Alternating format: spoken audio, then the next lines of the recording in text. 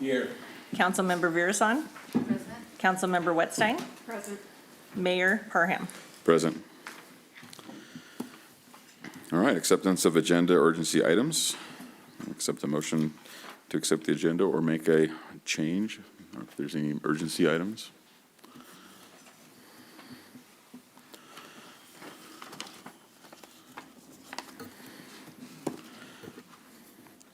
Okay, if there's no urgency items, I will make a motion to accept the agenda as presented. I'll second that. All in favor? Aye. Aye. Any opposed? Motion carries. Now I'll move on to non-agenda public comment. Do we have any public comment tonight that isn't part of the agenda? All right, seeing as there is none, we'll move on to council member announcements, meeting reports, and comments. And we'll start with Councilmember Mazzoni. No, I have nothing this month. Okay. Councilmember Virasan. I do have some exciting news with the Lao New Year coming up on April 5th is official. We're having a wonderful traditional blessing going on. It's going to be at the Weed Community Center. It's going to be on April 5th. The almsgiving is going to be in the morning and continue with the traditional blessing. And we have 4 different groups of performers that are going to come and do the traditional Lao dancing blessing for the new year. So it's going to be a huge event. We have 2 sports celebrities that is going to come in to do some, on that Friday, to do a little seminar for the children. All proceed goes to the Temple Project. So it's going to be a very exciting news because they don't really come up to the Northern California very often. And we have Malai Pet, which is a 5-time world champion Thai kickboxing. And we're very, very happy to have him to support us. So yeah, that's very good news for the Lao community. Really appreciate that. So that's all I have, and I'm very excited. Thank you. April 5th. Food served? Yes, food will be It's included. exceptional. All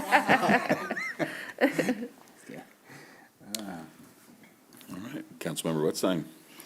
I just want to thank everyone from the council and from the public. Obviously, I've been working with a difficult schedule, and I appreciate everyone still taking the time to reach out, even though it's been a little bit difficult. My schedule's opened up, so Yay. hopefully I'll be around a little bit more and easier to be in contact with everyone. All right, Mayor Pro Tem Pelvini. Well, I just make a quick announcement that I attended one of the RCAC meetings, which is a program that the city is attempting to go through for some economic development. And also, we had a town hall meeting that I think all of us went to, except for Melissa. I'll point you out, no. She had her busy schedule, so that's it. All right, well, I'd like to encourage everybody to join the Lao New Year celebration, as well as we have the Children's Day coming up, which I think will be after our next council meeting, so we'll remind everybody then as well. And would like to thank everybody who came, the 6 of you watching on YouTube and those in the audience that came to our workshop and our town hall. So it's very important for the community to get engaged, and please give us some feedback to the council and let us know if you have topics for town halls in the future that you'd like us to pursue other than just the Main Street revitalization. It's important we get that feedback, so make sure that we serve the community toward the community's needs. Just to interject, the Family Fun Day is April 19th, excuse me. So it's a big thing for the kids. It's all free. Last year we had, I think, over 1,500 people, including children and parents. So it was kind of a nice reception. So thank you. All right, we'll move on to presentations and proclamations. We have a proclamation recognizing April as Child Abuse Prevention and Sexual Assault Prevention Month. And so now I'd like to read to you our proclamation for April 2025. This is the Siskiyou Child Abuse Prevention Council Collaborative Proclamation. Whereas to become healthy adults, all children deserve to live in safe, stable, and nurturing homes and communities. Whereas children are vital to Siskiyou County's prosperity and future success. Whereas the people of Siskiyou County believe in the celebration of life, inclusion, and hope through our children, and deplore and condemn acts of violence committed upon the children of our communities. Whereas the lives of children who have been hurt or lost to child abuse are honored by studying their stories in order to prevent future abuse and protect the innocence, health, and lives of all our county's children. Whereas child abuse, rape, sexual assault, and sexual harassment impact our society. Whereas child abuse, neglect, and sexual assault prevention is a community responsibility affecting both the current and future generations. Whereas research has shown the enormous impact that positive parenting practices have on a child's social, emotional, and intellectual development and future success. Whereas communities that understand the importance of prevention and support for the well-being of citizens thrive and prosper. Whereas effective child abuse and sexual assault prevention succeed because of partnerships among citizens and all sectors of the county. Whereas April is the month to focus public attention on the needs of all children and prevention of sexual assault. Whereas with leadership, dedication, and encouragement, there is evidence that we can be successful in preventing child abuse and sexual violence in Siskiyou County. Therefore, we hereby proclaim April's Child Abuse Prevention and Sexual Assault Awareness Month, as well as April 5th through 11th, 2025 as Week of the Young Child. We call upon all citizens, community agencies, faith groups, medical facilities, elected leaders, and businesses to increase their participation efforts to support families, thereby preventing child abuse and strengthening families in the communities in which we live. Thank you so much for reading that. My name's Allison, and I'm with First Five Siskiyou. So we brought this to the agenda today. And I just wanted to add that this year we are taking nominations for Champions for Children. So if you know of anybody who has for instance, I nominated Susan Keeler. She's worked 40 years in schools, and now she's volunteering for 2 years now. She's been volunteering in the schools, and she's just somebody who's dedicated her life to children. So we're doing that this year. And if you'd like to know about the programs, you have some packets there. And if there are any events that you would like us to know about, I have a sign-in sheet, or you're welcome to call the contact information on the front of the packet. Thank you so much for adopting that for us, for our Thank you. town. Thank you.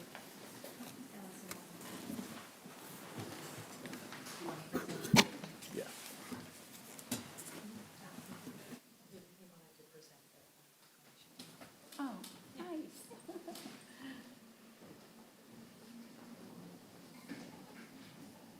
Thank you very much. Wow. Thank you, Frank. Thank you very much. Thank you. Very nice. Appreciate that. You're welcome, Allison. Have a good day. You too, thanks.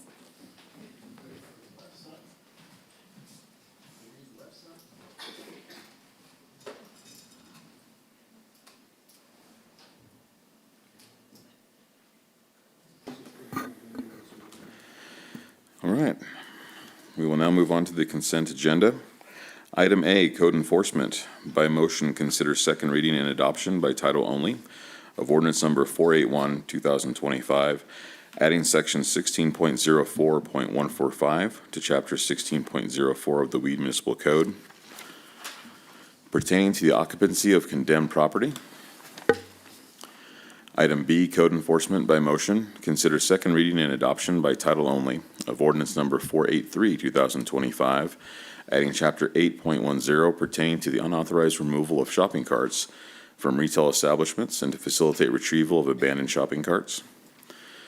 Item C, Planning by motion, consider approving the 2024 Housing Element Annual Progress Report as submitted to the Housing and Community Development Department. Item D, Public Safety. By motion, consider adopting resolution number 05, 2025, approving the 2025 Weed Police Department's Military Equipment Use Policy Report. Item E, City Clerk. By motion, consider approving minutes from February 13th, 2025 special and regular meetings and March 3rd, 2025 special meeting. Item F, Finance. By motion, consider approving payment warrants dated February 25th, 2025 through March 6th, 2025, including any voided warrants totaling $593,826.66. And item G, Finance by motion, consider approving and filing the month-end report for February 2025. Is there any discussion or items that the council would wish to remove from the consent agenda?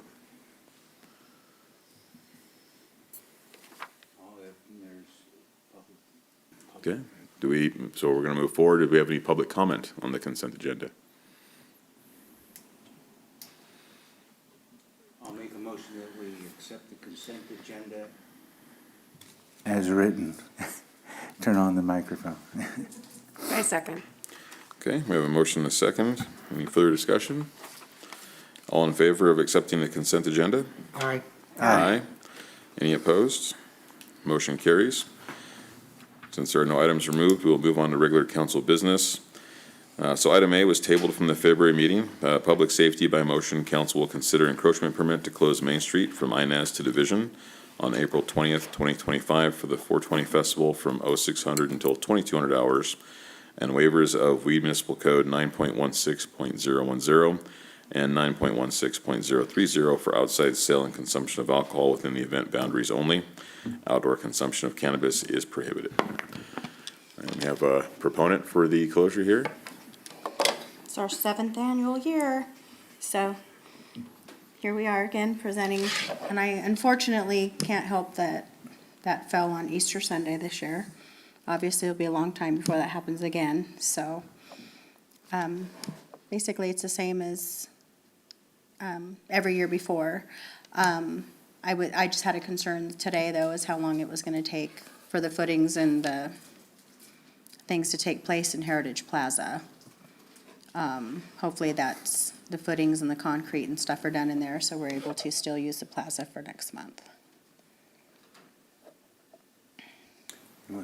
I can't speak to that as it's a city park, but it's not a city project. So I don't know how long that project's going to take.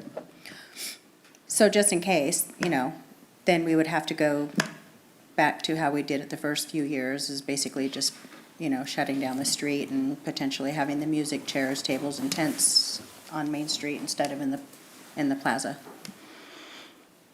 So that would take a last minute change to the layout. To do so, we'd be putting a stage in the middle of Main Street. How does that affect the fire lane? Did we do that last year? Well, no, we haven't done that for the last 3 years. Okay. But the first couple of years, we put it at this end towards the market, but kind of shifted over to the left because we left a 10 feet variance from that side over for emergency, for EMS, I believe. I think it's, the minimum is 16. Is it? Okay. So I knew it was something like that. But so, yeah. And it was fine. Steampunk. And it met Yeah, your, so, maybe it is Okay. 16 feet. I thought, sorry, I was thinking 10, but, yeah. so there would be, last minute, A we'd be backup putting plan. a stage there, but it's within the closure between Division and Inez. Inez, so it shouldn't cause any problems. And, the only difference would be is, I'm assuming you wouldn't have as much temporary fencing down the middle at that point. Well, probably not gonna go with that, Okay, just due to the fact that we've had so many vendors apply now and we're gonna need the space. So, but you're still gonna have the fire lane on the east side of the street, Yes. correct? Okay. always. So Well, I think the last time that we ended up with that many vendors, we did the fire lane right down the center, I thought. Didn't we do Right, but the- 16 feet down the The middle? plan that was submitted for this agenda is Right, down the is to middle. be from that side over. Mm-hmm. But I can give an accurate count. It can still be that way. I can set it up any way the city would like. Right. If you want to be down the center, we'll go down the center. If you want to do 16 feet off the left to the center, we can do that as well. If you're gonna have that many vendors, I would think that you'd need both sides of the street with the Yeah. center line. So do the center line, But that's gonna take a modification to the encroachment permit. just to the design. We can't do it from here. You have to actually have the permit, is that correct? Well, I'll defer to you, but I believe that as long as we're receiving it, similar to the past, with the fire lane, I mean, it's not that difficult of a No. change. It's just having it on file what the plan was. So that's what we need. So as long as we have that in hand, before the event, or, preferably sooner, then we can go from there. Oh, I can just give it to him in the morning. It's just in case, it's based on, as you know, One year we had got rained out, so we ended up moving everything to sidewalks and inside. And then what, the next year, I think we had bad weather again too, and we ended up shifting everything to our side of the street. We've always made sure, no matter what happens, that we've always had emergency services and respected what's right for the city and the constituents that come up and come. It's been done So- before, we just, as long as we have, you can make it contingent upon having an in-hand plan that matches what she's going to do, but we're not doing anything different that we haven't done in the past. But actually, this year would have been different, so we're going back to the way it used to be with this, with the lane down the middle. So I'm thinking we could approve what's in front of us, and with the contingency that, for whatever reason, she can amend it to do we have a year in mind, a prior year? Well, I don't have one in mind, but Okay. I know what she's trying to do. Okay. And as long as there's nothing out of the ordinary on that new encroachment permit plan, Okay. it should be fine. We also need to, we'll also need the insurance within 15 days of the event. We'll Yeah, also I need to- already met with the insurance guy yesterday, so that's already in the works. They will have that ready, and the city is listed as the secondary insured. So who do we have to talk to get it, to see if everything is done in that plaza? Chamber has, that's a project. It's a chamber project to put a canopy over Okay. it. And this may all be, as far as the stage goes, that's the only thing that it affects is the Right. stage. So as long as that's done and cured in time, I don't believe they're planning on putting the shade up at that time. So from Margaret Dean, I'm sorry for the confusion. Usually we get the stage and we put the stage up in the plaza. Right. Okay, but there's this and that Okay, going I on in the see, plaza, okay. so I thought, okay, instead of having the guys on Easter Sunday and their families having to deal with coming and putting the stage up and taking it down, we'll just use the slab this year, because I usually tent the entire Heritage Plaza, because I Right. put tables and chairs and lights up. So we won't need the stage. Well, now with this going on, that might not have room to put the tent in. Okay. Or if that's still under construction, we'd have to use the stage after all and put it in the street. So if it goes it's to like- your original plan in there, then it's good. Yeah, Right. the original plan to go in there, as long as the construction and what goes on. No? Two changes. So possible stage on Main, Right, that's contingent upon the plaza.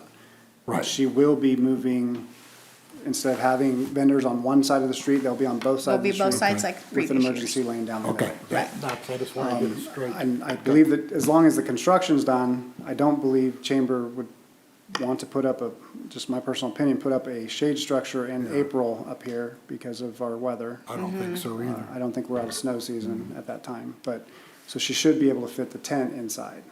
It's just, I just want to make it easy for them, Sure. so it goes without a hitch. oh, yeah, so as long as we have, you know, approval to either put the stage there or do the plaza, she'll get me the new encroachment permit plan, and as long as we have insurance It'll all at the be time within that, time Yeah, period. and should we label that as Plan A and B and kind of basically say we're gonna go with B based on the plaza getting finished? I'm sorry. yeah, I mean, Okay, I'd let yeah. you have your A and B on that one, and let me know which one you're gonna go A and B. Right, so if that's all right with council, I can give him Plan B tomorrow. And then, once we find out if the Heritage Plaza's done, then Justin can let you know we're gonna go A or B. But regardless, safety, EMS, everything like that always comes first. So everything will be done either exactly how it has been the previous years, or we would, based on the plaza, have to switch to the stage to the street. So I'll That's- shed some light on the plaza construction as a board member of the chamber. The construction is set to be completed no later than May 1st. Now, that's weather pending. Don't know if it'll be done before the April 20th. The shade structure that was purchased in collaboration with the city, I think 4 years ago, is engineered and snow load rated. So it will be up, should be up year-round is what I'm told. I haven't seen it myself personally. So we'll see how that goes, but that's That's the another information I have. conversation with SCORE and insurance, I believe, but, Right, yeah, Well, I exactly. had asked the chamber with last meeting was if they got the footings and the structures in, if they wouldn't mind inserting the flag portions or the coverings after Easter, then that way, if I do tent the whole inside, which makes it really enjoyable for people that come, they're completely inside, two walls and enclosed, and they like to sit and eat at the tables, then I don't have to worry about my tent guys potentially bumping, touching your newly installed tops. Right. So if And I that can't speak to the communication took construction place, schedule. that would be great. That would be something to talk to the board about and the contractor that's doing the work, So so. based on what I'm hearing, we should probably go with Plan A being the stage in the street. I would make that plan just as a contingency to be safe. That's what I'm hearing, so. And can I seek clarification? This was tabled last time because there was a requirement for signatures for the businesses on Main Street, correct? Was that all attended to? We have all signatures of businesses that will be open that day. Okay. It's 20 feet requirement. for 20? that, Okay. Yeah. Brian, I want you out there with your tape measures. Huh? I'll help you. For the vote, yes. Yeah. I was trying to avoid the guys having to work on Sunday. Okay. All right. Well, based on some discussion with the city attorney, I will be recusing myself as I am one of the businesses on Main Street and have not signed off, so I will not be casting a vote either way on this. I And thought Pat, his and signature was on that. you're gonna have to do the same That's why I thing. said businesses that'll be open. We have to leave. Okay. Being open. I thought he was. Leave for the vote, or just leave? Just leave? We'll see you next Thursday. There you go, Mayor Pro Tem, you gonna, Mayor Pro Tem, okay. I'll conduct it from here.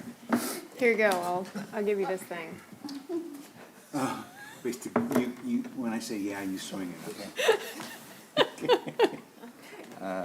Haven't done this in a while. Okay, so if we beat this up enough, somebody want to entertain a motion, or do you want me to do it? I'll make a motion to, Public comment, I know, I got huh? Can I have clarification then? So I hear two different things. Do we have all businesses agreeing to this or no? I was advised that we had signatures from every business that was open that day, but it's not every business. Now, whether that other business, any of those businesses that I was told were gonna be closed are gonna be open, I'm unaware of that. So as far as we know, everybody involved is on board. Yes. From what I was, yeah, from the, The veterinarian office, she's only emergency services only on that day, Grace next door. So in that case, she has her side and her back parking. So was never worried about it, but she signed off. Because she's not technically open, but if she has an emergency, she is. Daryl told me he was gonna open that day because of his business, and then Pat? Vets is open as well. from And what, they've- from what it sounds like, there may be some confusion over whether the WTF fabrication will be open or closed that day. We do not have that signature, so. So how many haven't signed then? Everybody evidently except for Daryl, but verbally he told me he wanted to be open that day. It So was one of everybody his better signed except- sales. okay. Yes, sir. That's what I thought. And, yeah, within the boundaries. Right, Yes. within the boundaries. Within the Okay. boundaries. That's what I thought. So he hasn't objected either, though? Right. We're just kind of. I think since it's Easter Sunday that he's not sure because of the kids and the family, or if he has an employee to be there to be open. I think he's trying to figure that out. I haven't. Not to speak for him, There's but been no discussion with that by myself and that business owner, but I'm not sure what their intent is on that day, but. Is this listed in our permit encroachment, as in who has to sign off on this? Or was this just Not that a I'm aware- requirement I'm that not aware we? that that's a legal requirement for our. Been a past requirement of council's request. In the past, we have required 100%, I thought. Yes, This is the first time I've ever even So heard now we this got come up. 99.5. 100% of dates those back to open or 100% another of those festival, affected? not related to any. The 2 years I've been here, this is the first time this has come up as far as having signatures. And I think next year I it may just- change, but. this is the 7th year we've had this, so I don't, Well, for me, I have not heard of many objections to the event. And you haven't really heard of any objections to the event for those people that were gonna be open? Correct.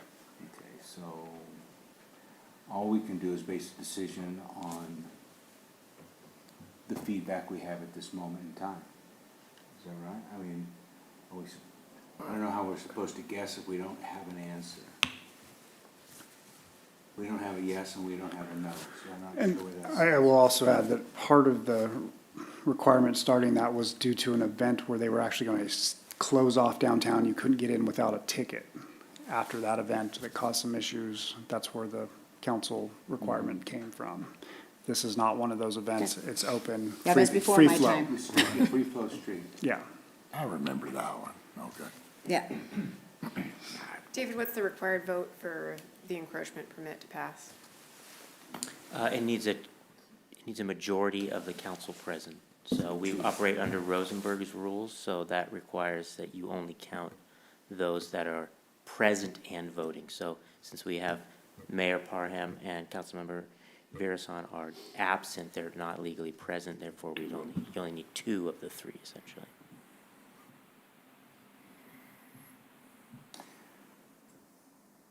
Any comment from the public?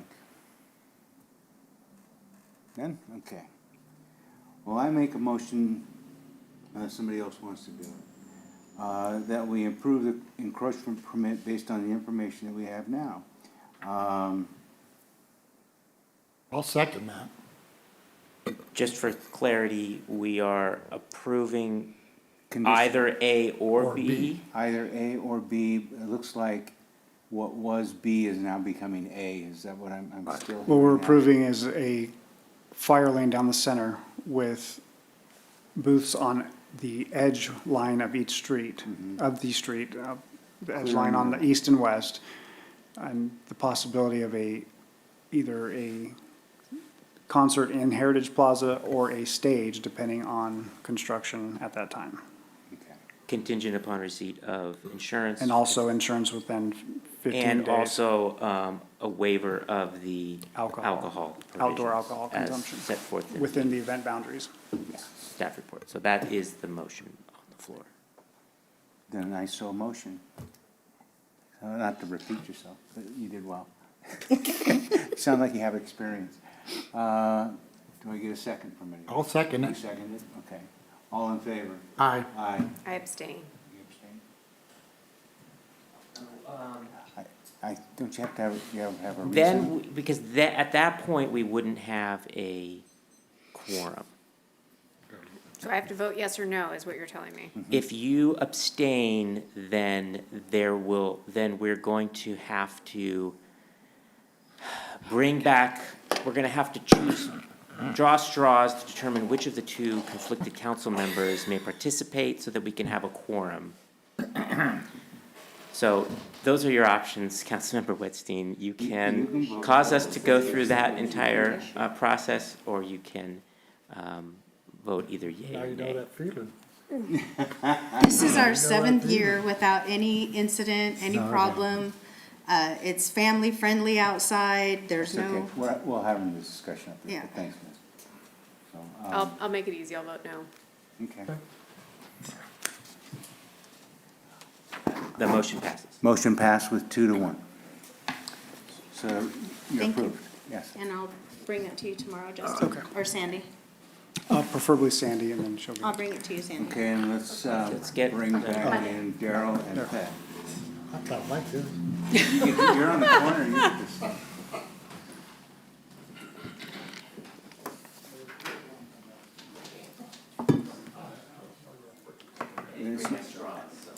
Well, no, but it's not actually an issue. It's an issue because we don't have a particular opinion. One opinion is missing. Well, Mayor Pro Tem, where are we? I think there's a lot of pieces that I would have liked to be able to vote yes, but it's fine. We're there. Finish the item? We're done. Motion passed, and we're having a. 2 to 1. All right. On to item B, facilities. By motion, council will consider adopting resolution number 06, 2025, authorizing the acting city manager to enter into a lease agreement with Mountain Valley's Health Centers for office space at 150 Alamo Avenue, subject to final review and approval by the city attorney. Before you is an agreement with Valley's Health Centers for a 6-month lease at a rate of $600 a month for 2 office spaces and occasional use of what they're calling the conference room on the 2nd floor of the building at 150 Alamo. This will allow them to maintain some services within the city during their remodel of 100 Alamo Avenue. And the library is on board. We're okay with, the library hasn't objected. Thank you. And the library hasn't objected to any of what's going on, or have they been advised? I've advised them that this was part of the agenda, but Okay. again, they don't utilize the 2nd floor of the So it's building, so it shouldn't affect any of their, ongoing, okay. And the entrance for Mountain Valley Healthcare and their patients was separate from the library, correct? That'll be through the, it is a separate entrance. That building is unique in that we actually maintain 2 different library spaces that will cross through the Mountain Valley entrance, which is a common area to the staircase going to the 2nd floor. But there is a doorway. There are 3 closed doors, one to the exterior, one to the children's library, and one to the general library. But there will be some cross-traffic potentially, both of staff and of patrons to the library. Do we have an idea of what kind of services are going to be provided by the medical center at that location? They have stated that possible some counseling and I believe it's going to be like post-treatment follow-up services, and then as well as some faculty amongst their staff utilizing the conference room. I suppose I can be direct in my question. Are we in any way authorizing a lease where individuals who might be subject to, for instance, 290, be crossing paths with our library? Potentially, if they were, the Mountain Valley Health would not know that, whether they were or not. But yeah, it's potential. You're having people that seeking services from the health clinic coming into a library, yes. I'm just curious on their counseling and whether or not it would. You have a conflict, huh? Yes. I don't know what 290 is, but I can infer what it is. So, well, I'm just saying, that could be a point of concern. I would have liked to seen the library here, but since we don't have the library here, so. They were advised today, but I didn't offer them to come and give their opinion. It's a city building, Right, I understand. so, yeah, it's ultimately your discretion what you want to do with that building. No, I think it's fine. How many times, do we know how many times a week they have children's activities going on there? There are discussions to start having a once-a-week planned event. We haven't reached that point yet, but there has been some inquiry just today about that. But the children's library is open whenever the general library is open. Okay. What are their hours of operation? And how many days again are they open? Tuesday through Friday, currently noon to 5. do we Potentially, have, if we expressed our concern to Mountain Valley, maybe they could at least self-govern a bit. They're limited in what they can do, both in that circumstance and what they can relay to us by HIPAA, I'm sure, so. Okay. do we have anybody here from Mountain Valley Health Centers? No? And Mountain Valley Health Centers has never had at any of their facilities private security? No, that would be a different medical facility that has their own private security. Mountain Valley's, to my knowledge, hasn't ever had private security. Have there been any issues at Mountain Valley in the past, not with the place they want to rent, but with their other location? I can't specifically state if it's with clientele or not, but I don't believe it's with the clientele. We recently had an event across the street, but it was not one of their clientele. It was just somebody who came in and It's having a happen. bad day, yeah, so. All right.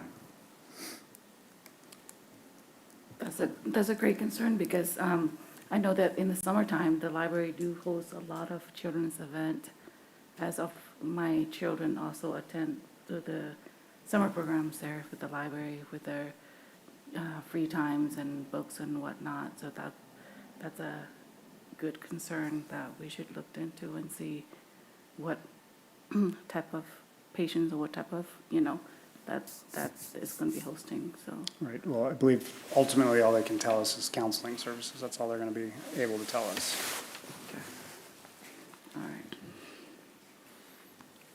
But someone going to say the regular doctor could have the same issues going on, and they're gonna go to the doctor, it's not gonna stop them from going to the doctor, so I don't, unless they can put a door in somewhere else, or to block it, the area off to where that part of the library isn't accessible. I know you have to go upstairs Right. on it, I don't know if something we can do there on it or not, but Well, our public library is open to the public, same as any health center Exactly. is. And while I have frequented the library and different healthcare facilities with my children for doctor's visits and library tasks, it's like any other public, I mean, just here in the city council chambers is open to the public. We can't predict if a ne'er-do-well or somebody is going to enter and cause an issue. I don't think that's gonna be a high risk or potential increase of risk having an office space rented to somebody upstairs. We're talking about metal detectors and security guards to the library next, going down this slope is, I think what we're looking at here. So, are there any public comments in regards to leasing office space upstairs? If I may, Mr. Mayor, I just wanted to make sure that the council had the updated lease agreement that was distributed after okay. Yes. So that, I have reviewed that agreement and that passes our approval. you've looked at it. It's actually our form, so yes. Yeah. Gotten a quote on that. No public comment? I will add that it's going to take some work by Public Works, both staff and some scheduling with some other businesses to repairs, to get the building upstairs in particular into condition to lease out. We have some problems with the heating and air that need to be addressed before then. We are in the works of getting some quotes on fixing that, but that is an issue that's currently needs to be addressed prior to. Right now it's vacant, and although it's not making us anything, it's not costing us anything either. What are we talking about cost estimates, do we know, Chris? No, not right now. One business did say, one company did say that the whole entire heating and cooling system does need replaced, including compressor, the air ducts, and everything else. There is severe cracking in the walls that will most likely would have to get repaired as well. As in caulking and paint, or as in, It could, if we'd end up having to take Not further look Replat. into it, it could just be some tape and some texture. But right now, we don't know until we investigate, see what caused it. And I will say, it's not costing you anything if you don't address the problems, and that's where we're at. So right? I think irregardless of leasing the building out, you need to address the problems. There's no We're doubt running with into that, that I in more than understand. one building. I'm just wondering if we're gonna do repairs in what time frame? Because this lease takes effect April 1. You gotta be pretty Johnny on the spot to kind of pull that off in 2 weeks. Yes, that's, Better than me, anyway, I have to say that. yeah, that's reason why we're waiting to hear back from the company, Okay. especially for that heating and cooling. Do we have any contingency, David, in here if we can't meet repairs to get it in rentable condition? I didn't see any, but I'd have to check. It's under number 11 here, though, for maintenance. maintenance? We are But that's as obligated it's being to rented. That's what we're talking about. provide heating, ventilating, and air conditioning systems. So the heating and air has to be fixed. Well, that probably wouldn't hurt as far as, that impacts the library as well, correct? No? No, they're on a completely different system. There's two different systems in that building. This central air or mini splits? Or It's central air. It's probably gonna add to your cost if you're getting cold temperatures coming down from the ceiling, second floor, because it is open and, again, there's a staircase and some Yeah. open spots that you're not reaching a balance in there, so you'll probably have a higher heating cost on the lower level because of the upper level. Yeah, the upper level's kind of open and, not kind of open, it's really open. You got windows up there too, so it was quite the building in its day, but anyway. I don't know. Can, in 9, I see that utilities is wiped out. If they're running a separate heating and was utilities wiped out under the belief that the library was using the same utilities? I am not sure. This form was returned with utilities crossed out. I believe that was part of the negotiation with the city regarding the terms. So in the original, in their contract, we were responsible for the utilities. Then we switched to the city-approved agreement. I did not agree to strike anything from that. But you're saying originally that the city was responsible for utilities? Is that what you said? Correct. So they crossed this out because they I'm wanted assuming to so, seal it. yes. They That was want- not discussed, but that's, So that means they'll be taking that portion over. So the only thing we have to do is repair, which, well, I don't know that we have the capability of splitting the utilities and figuring out, currently we don't have an accurate number of what the utilities are costing the city at this point. I just inquired about that about a week ago.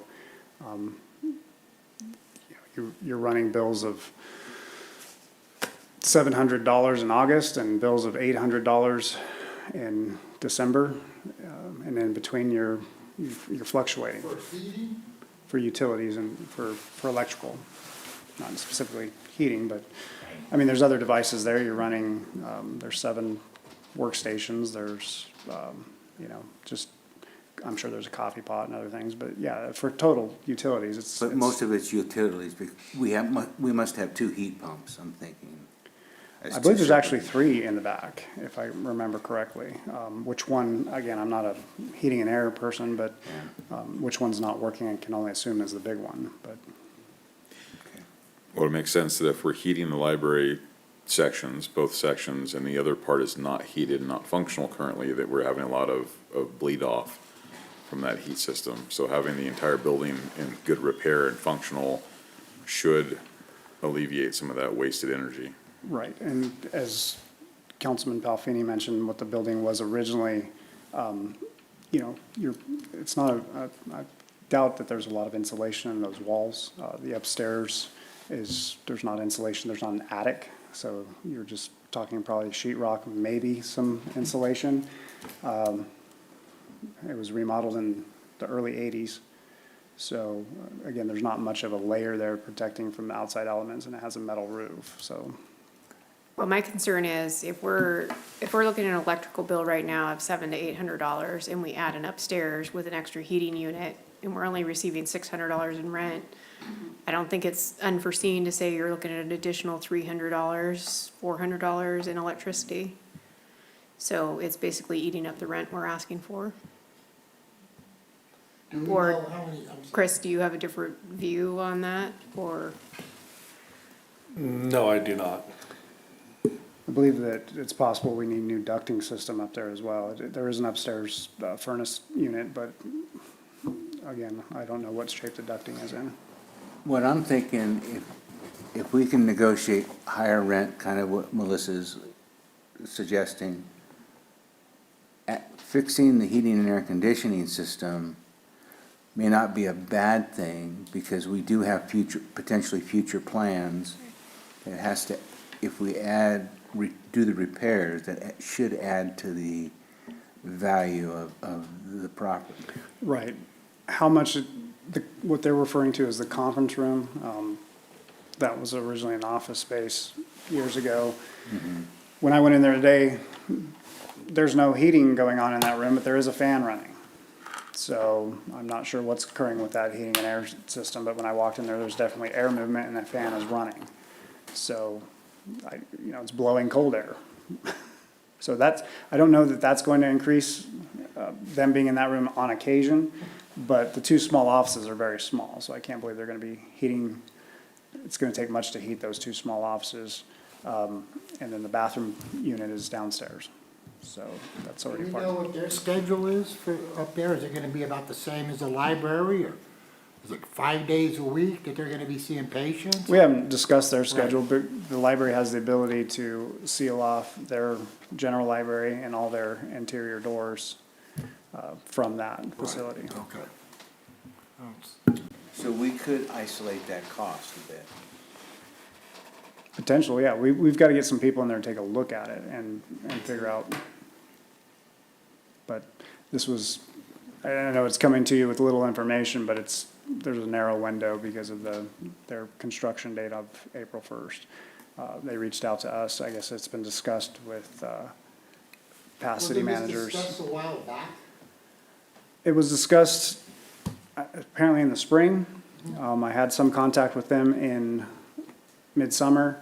Right. And then there was some more discussion with the interim city manager, but no actual agreements. There was a walkthrough and some other things that occurred without, I wasn't part of that, so.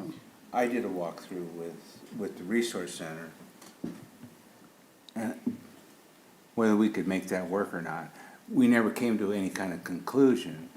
But I did take one note that there were people in those side rooms that you're describing, and it was modestly cold, but they were all wearing jackets, is what I did bring to mind. I'm going, they were all kind of bundled up. Right. So, The reason for the narrow window here is they reached out to me since the last council meeting, and my becoming the acting, and that's why we have such a narrow window between now and April 1st, so. So if we want to make this work, it's your understanding that they're going to be doing construction inside of that building. So could we potentially have a little bit of a leeway as far as getting the heating fixed because they wouldn't technically be occupied? Yeah, I don't know what their construction plan is on 100 Alamo Avenue. I believe what they're just hoping to do is maintain some services here in town, so they're not moving everybody or having to have everybody go to Mount Shasta. So it sounds to me like we have a building that the city's responsible for in disrepair, that we need to repair either way. Yes. And if we don't approve this lease agreement, then our, constituents are gonna have to travel out of town to get services. And we're talking about a period from April 1st to September. So we're gonna be going into warmer weather, hopefully, here soon. And so I look at this as this is supporting the community and, our medical partner next door. And we have to do the repairs anyway. So this just makes us be more diligent and timely with the repairs. So, and the rent costs will help offset the costs of the repairs. And my experience is that having a building vacant tends to be worse for the building than having it occupied, You so. have one, and you have another. And you don't wanna lose this medical office in this city no, Yeah. not, you're correct. at any cost almost. I mean, we have to make sure this doctor office stays here when they're done with the remodel and they come back. Yeah, and as long as we're looking at break even, we're not subsidizing them being there, this, I think, is a reasonable. Any leaks in the building? Do you want to handle that one? So Significant leaks, I'm gonna rephrase that. during the last, storm, there was a leak from a skylight, and we are gonna get up there and seal that off. Okay. So nothing No. disastrous, okay. It has a metal roof, so Okay. the points of entry for the water would be the skylights. And again, that had significant amount of snow sitting up there. That roof on those skylights tends to hold the snow. That is an issue. I think that can be repaired, but that actually, I'm not sure if that'll, did you go in those upstairs offices? Did that affect those offices? No, it did not. No, so mainly it was affecting the library at that time, so downstairs. So let me ask the people that are most involved here, you two. Do you feel this is a positive move for us? Yes, I do. I think so as part of this, I looked at the appraisal in 2023. City paid cash, we did no pest inspection, no. No, right. This is something that we need to address either way, whether we rent it out or not. It's a building, it's a facility that we need to maintain, and give some attention to. Can I ask one last question? Where do we come up with the $600 rent figure from? What is it, what's it attached to?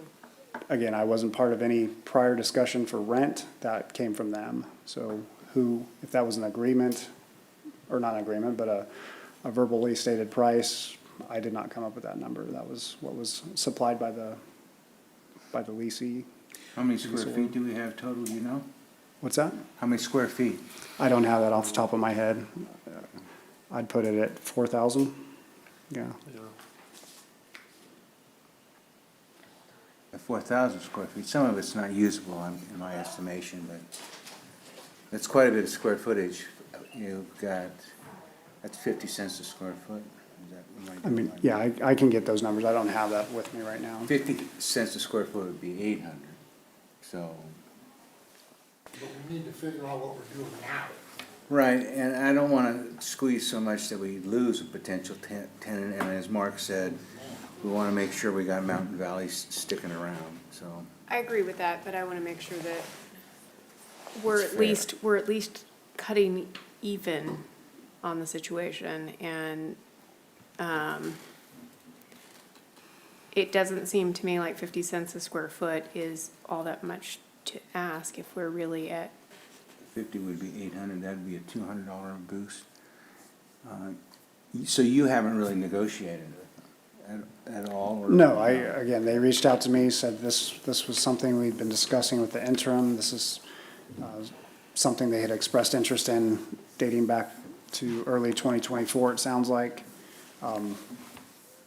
And then, again, with being the acting with a very limited time, I tried to get something before you so that they could be facilitated.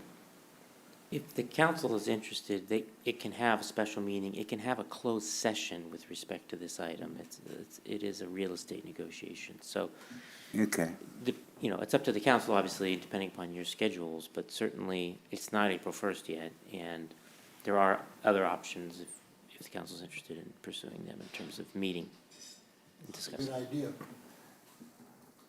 Actually, I like the idea overall of renting. I'm with Mark that we want to make sure we keep Mountain View, Mountain Valley, Mountain Sun. I'm with Melissa, the fact is that a little more equitable rent would be not a bad thing, so. and I'm not looking at making money on the project. I agree No, that it's not making money. Actually, $800 is not Yeah, it's, based upon what the description we're giving.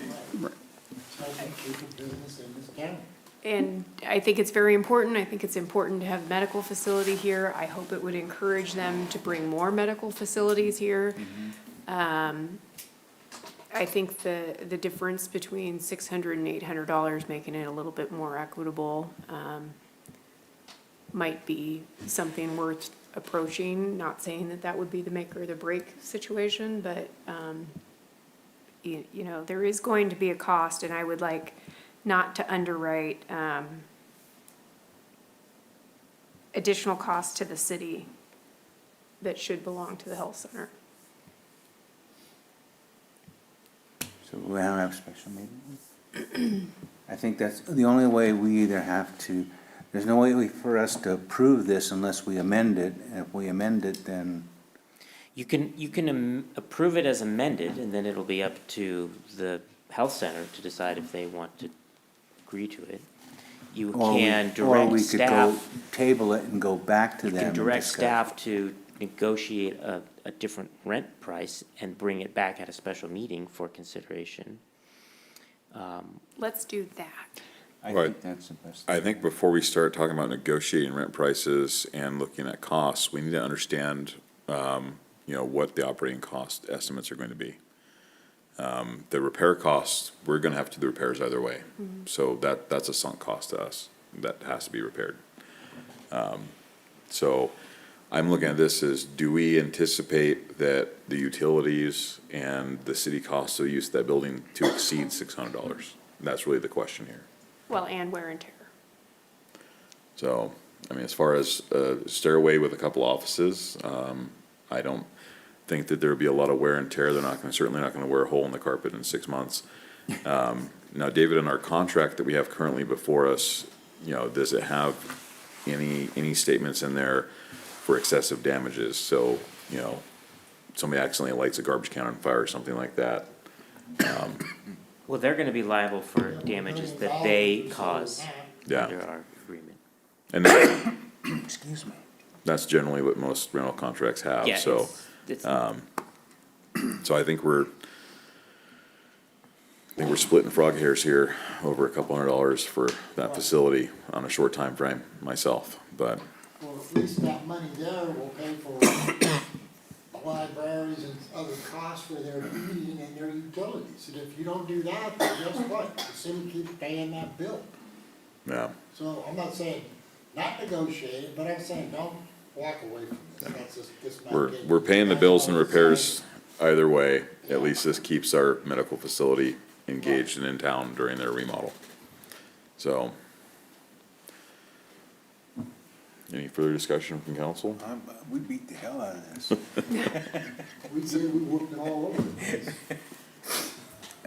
Well, I think part of the reason that I would say is follow what David is saying is I think that Justin needs to have an opportunity, or the appropriate person to discuss with Mountain Valley the fact that we might not be able to deliver the building on April 1st. I mean, that still remains an issue, right? Yes, we're waiting on the heating and air conditioning people. Yeah, So I don't even know if we can approve this, because we would default, since there's nothing in there about turning it over late. So there's no time factor on when they're gonna get back to you on this? No, I did end up calling them today and left a message trying to get a quote today because it's been about a week and I still have not read them. They're local. They're local. Okay. You must be busy then. Yeah, it seems like a lot of people are busy when it comes to any type of construction whatsoever. unfortunately, I understand your concerns. We don't have the historical data to estimate what the increase in cost or, It's been a long time. yeah, so. I mean, I think my biggest concerns are, one, we can't adopt this without knowing what our default would be for not turning over the building on April 1st. And I think that's gonna require some open discussions between interim city manager and Mountain Valley Health Centers to make this work. Yeah, I agree that if were we to sign this lease agreement and yet not have a habitable office for them to occupy on April 1st, we could be liable for some damages. So just on that alone, I think we need to go back. Regardless of the rent issue. Right. I just, Well, I'll make a motion that we table this to a special meeting at a future date during the month of March, once we have our renovation timeline and estimates returned back from our Public Works team. So are you saying we're trying to get this in the month of March? the Yes, special meeting?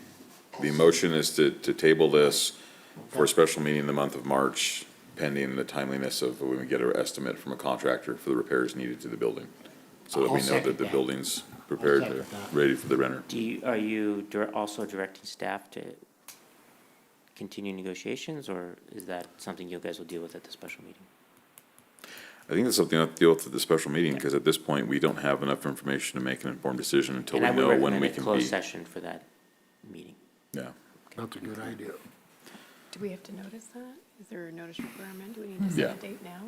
No, Oh, we do don't not have to set a date We'll have now. a 24-hour notice. Yeah. Okay. I 'Cause just we want to don't- make sure we, if it's possible to make this April 1st deadline. and Yes, we that's do the goal. What's necessary We to, have to make some decisions almost by next week. yeah. Although, we could direct Public Works to already begin fixing the walls, right? Since it needs to be done anyway? Well, what needs to be fixed should be, you know, if they have time, because they're busy Yeah, too. but Did you get a chance to look at that? No, he's not busy. So I was over there today, inquiring if the people had been in to give us an estimate. And then two, I went upstairs and looked. It appears to be cosmetic based on my knowledge of that Right. building. I can only assume that I have never been under that building, can only assume that based on its age, it's post and pier, and there's gonna be forever settling on that building.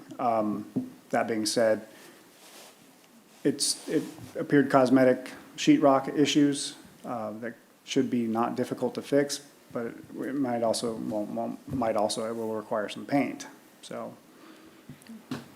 That's gonna be an added cost, but, because it is it's actually almost 3 stories without a third floor. So there will be some ladder work involved in that. I don't want to see Chris's head explode, but, because I saw it when I mentioned that, but, I'm kind of under the impression if Public Works can get that going, I think, we'd like to know, the building, we have enough buildings that are run down and we don't need a city-owned building to be that way, so I think the repairs need to be done anyway. Well, I will float the idea that it might need a actual sheetrock contractor, just because, just in my experience, you can patch it, I mean, that's a simple patch, but doing it right, there might be a way, I'm just suggesting, there might be a way that it will not reoccur sooner than later. That might be something we might wanna look into. I think that's gonna be part of getting the repair estimates that we discussed as the motion, along with the HVAC system, is knowing exactly what we have to do, the time frame, and the cost. All right, we have a motion and a second. Any other discussion? Do we have any public comment? All right, all in favor? Aye. Aye. Any opposed? All right, motion carries. We'll table this for a closed session special meeting. Do you want to, how do we set that up? How close are you to meeting with, the heating and air? Just waiting for a phone call. They've already came and took a look at it. 'Cause there's 3 locals, right? Well, if you consider all the way to Wairika local and back here. Yes.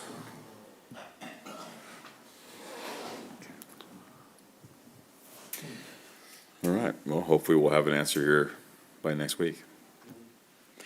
All right, agenda item C, Public Works by motion. Council will consider adopting resolution number 07-2025, entering a memorandum of understanding with Teamsters Local 137. This is just a final signature, an agreement upon the MOU that was discussed prior with Interim Baker. Okay. I know we've had a lot of discussion over the last few months on this. Any discussion from the council on this? I think the only thing we were questioning was, how we paid overtime, wasn't it? Something like that, or vacation, whatever it was. I think we resolved that at the last meeting. Yeah, it's to my knowledge, everything's been resolved. Yeah. As he was leaving, I was advised that the next step would be to present and approve. Okay. Yeah, and the contract that was presented to us is the same that we discussed in our last closed session. Yeah. Do we have any public comment on the MOU with the Teamsters? No? All right, I'll make a motion, that we enter into resolution number 07-2025, entering in a memorandum of understanding with Teamsters Local 137. A second? okay, we have a motion and a second. All in favor? Aye. Aye. Any opposed? Motion carries. Moving on to item D, discussion item only. Council will discuss the option of adding invocation prayer to the agendas and give direction to staff. This is on here at my request, and I will say that, I believe invocations are important to set the minds of the public and the council, in a place of common good. And I think a reminder of discernment and openness, is important in a public meeting. That obviously, it would be non-secular, but just a moment to frame everybody's mind in the correct way, moving forward with our agenda and giving a blessing of our agenda that we're acting in the common good for the city of Weed. And so it is my request that it would be added. I know that, David has, I assume that the legal opinion has gone out to council.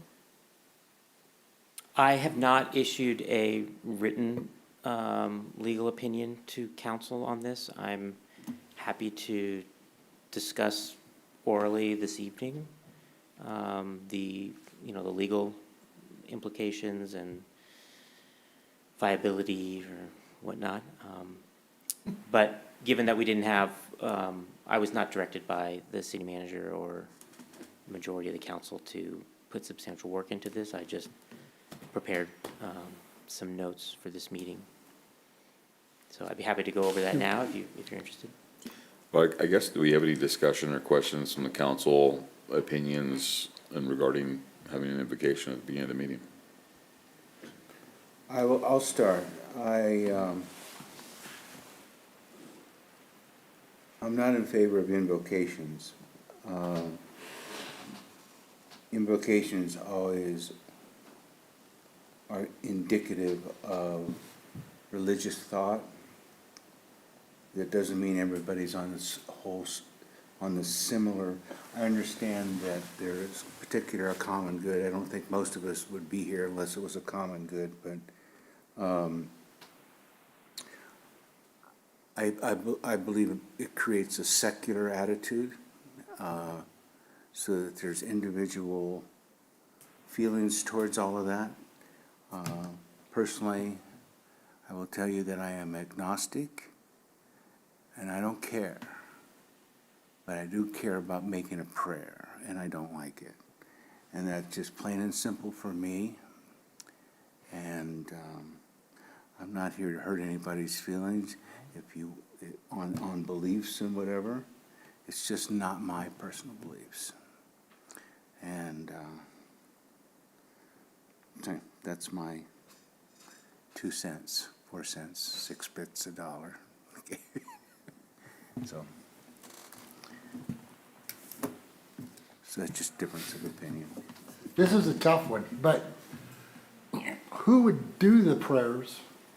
And I'm looking at, the 5 of us sitting up here, and could be different types of beliefs or religions or practice. So how do we do that? And I'm okay with it. That it's basically fair for everybody and how they believe. Well, I think the main point of these prayers is that they have to be non-secular. Right, who does the prayers? I'm just asking. Would you be doing the prayers? Would David be, I'm just asking. Well, I can give you an And there's- example. Our Siskiyou County Board of Council opens every single one of their sessions with an invocation. The supervisors do? Yes. There's a few different ways to do it, but the way that the Supreme Court has indicated in the Town of Greece case is, can be permissible under the U.S. Constitution, not the California Constitution, is to have it open to any faith. And it's better to have a clergy person from outside provide an invocation from the lectern.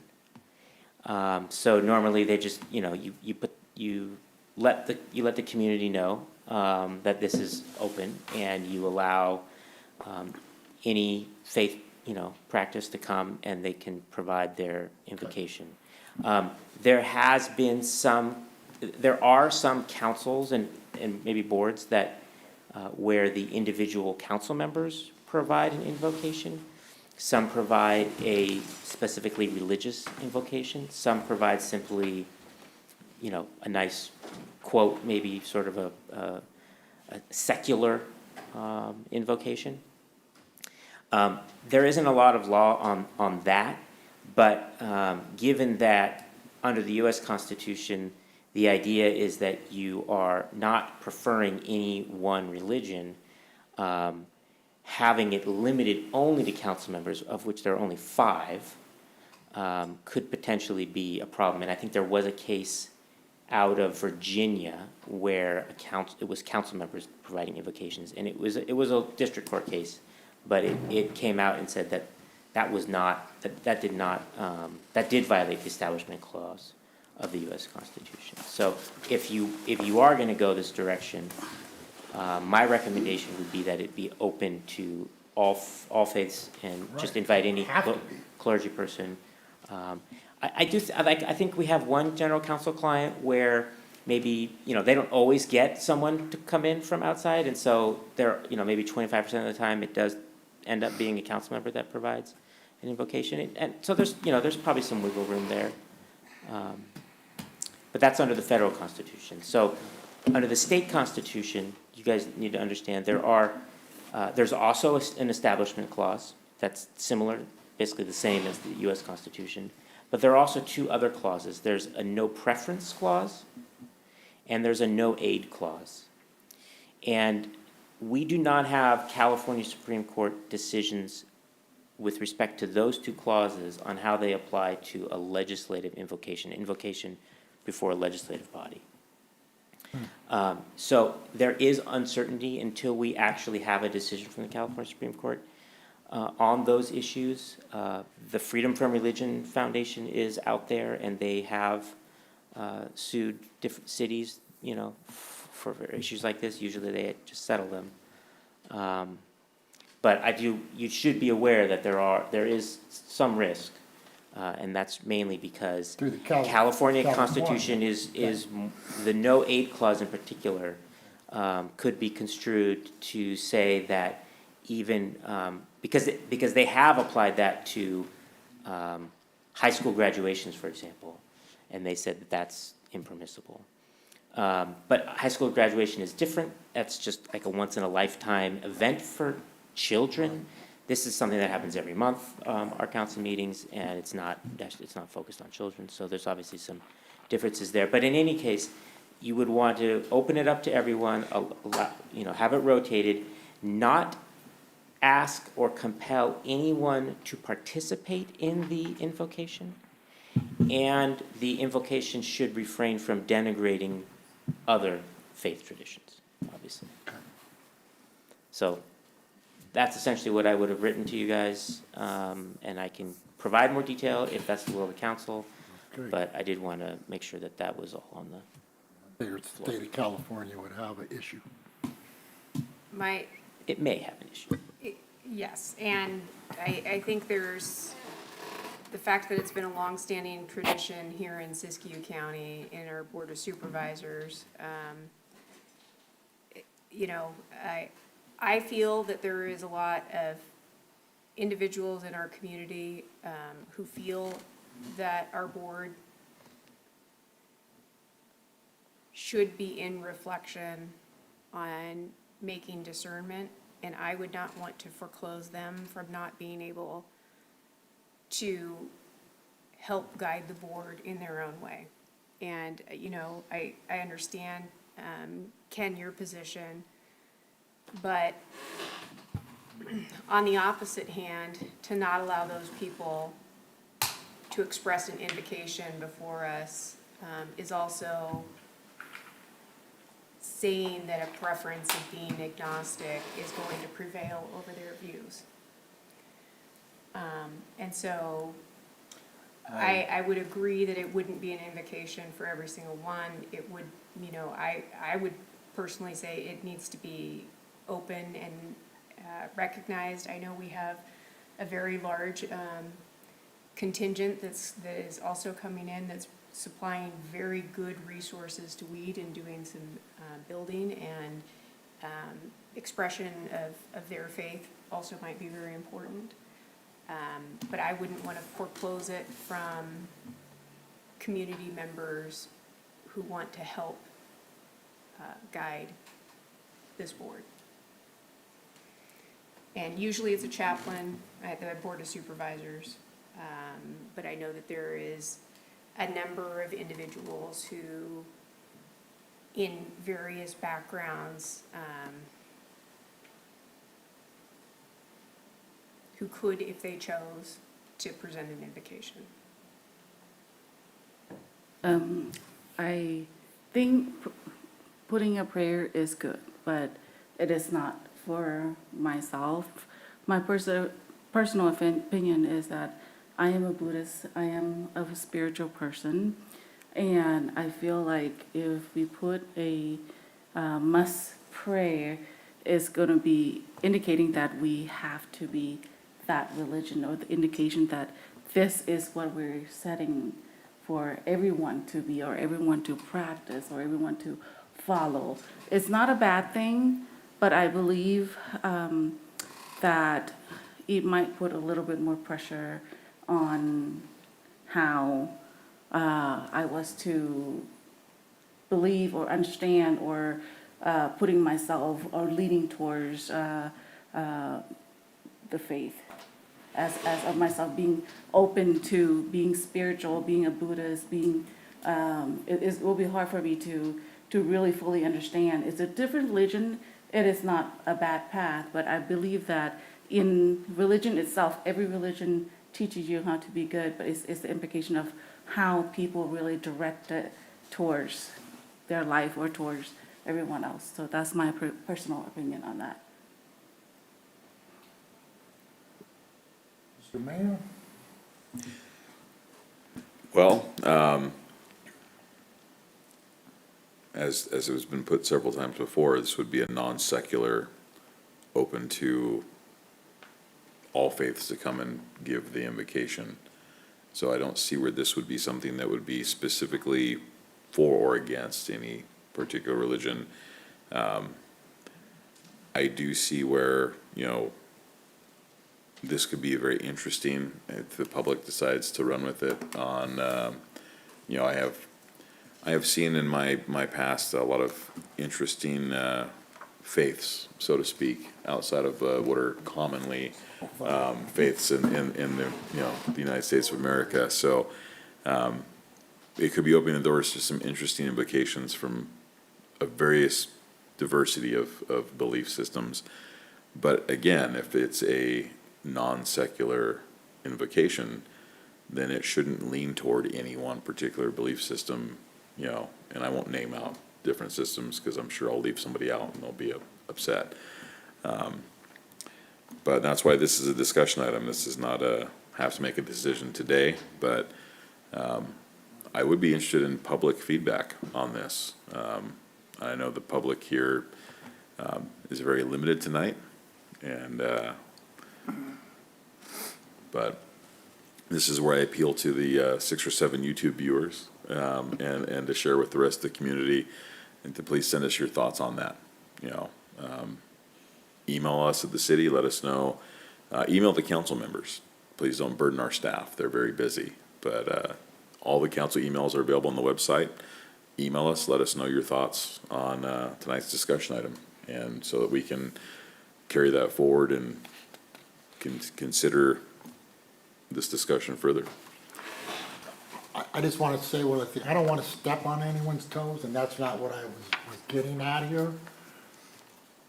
Because Pat made a very good reasoning on that, and I completely understand that. But like I said, that's something I have to think about or pray on even to get a decision for me on it. But it's a tough one. Never saw this one coming. But it's not a bad thing. It's not a bad thing. It's just something we all have to, each individual has to kind of, and I don't want to offend anybody. That's kind of what it's a good group of people that are up here and staff, and I want, everybody to be as happy as they can be and have their own thoughts, you know, so it's something I would definitely look into more for me, just speaking for myself. I would like to add one small other definition here. Secular to me is talking about Protestants, Baptists, Catholics. It's regarding the Christian religion. Buddhist, Muslim are different religions entirely.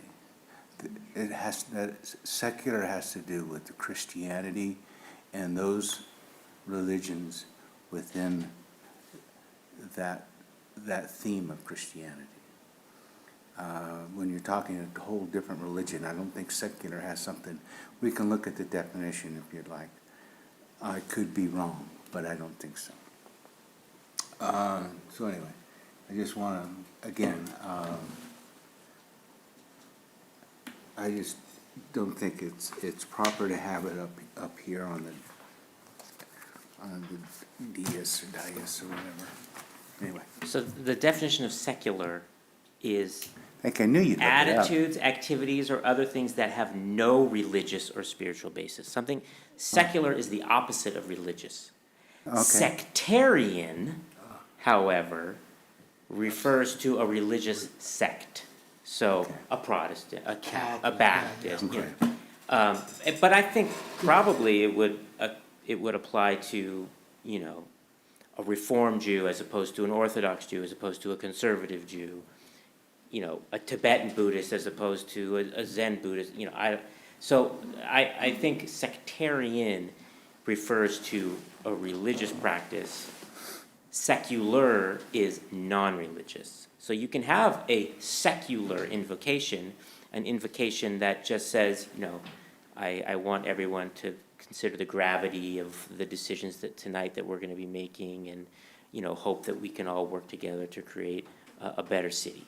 Whereas you could also have a sectarian or a religious invocation that specifically acknowledges the existence of a higher power or a spiritual aspect of our common, you know, lives. And so you can have invocations that involve either or both, but my advice is if you're going to open it up to sectarian or religious invocations, the best way to do that is to allow any religious group, whether it's a Wiccan or a Buddhist or a Catholic or an Orthodox Jew, provide that invocation. I stand corrected. Thank you, David. I knew you'd correct me. Well, I guess the other question for the council and staff and the public to consider, as we close out this discussion item, is that taking a moment to have have a secular invocation to remind us that we're here for the public good and to have discernment in our conducting of our business, does that harm our operation or take away from what we're doing here? I don't feel that that is the case. Sometimes it's good to be reminded of why we're here and what we're supposed to be doing. But again, that's why this is a discussion item. There will be no action taken tonight. And I hope that we'll finally get some emails and responses from the public. And If I may, just to clarify my advice, if the invocation were to be secular, non-religious, then I don't think there is a need to open it up to the public. I think that's something that probably the council could provide, because we're not invoking the establishment or the no aid or the no preference clauses of the Constitution. Does that make sense? it does, at least to me. So that was a interesting discussion item. Does the council have any further discussion? No, Mr. On Mayor. the not topic. for me. All right, well, we will move on to our next agenda item, and that is a citation appeal hearing. Council hearing appeal from Jeremy Pearson on citation number A1210, a violation of Lee Municipal Code 10.28.060B, repair vehicle on roadway. And so, we'll, I think I'll excuse myself from this because of something that happened in a planning commission meeting, a disagreement between your husband and myself, I believe. You forgot about that? Oh, no, sir, I did not. Okay, so I think I'll excuse myself, so it can be discussed between the four of you. So Okay. get it fair. Thank you. Thank you. No problem. Yes. Just, I can lay the groundwork for Please. the council because this is an appeal hearing with respect to an administrative citation that was issued. I am here as a city attorney advising the decision-making body, which is the city council. I was not involved in the enforcement issues. At this point, there has been an appeal. And that appeal normally goes to the city manager, but given the fact that our acting city manager is a law enforcement officer, it's been delegated to the council to ensure an impartial decision maker is involved.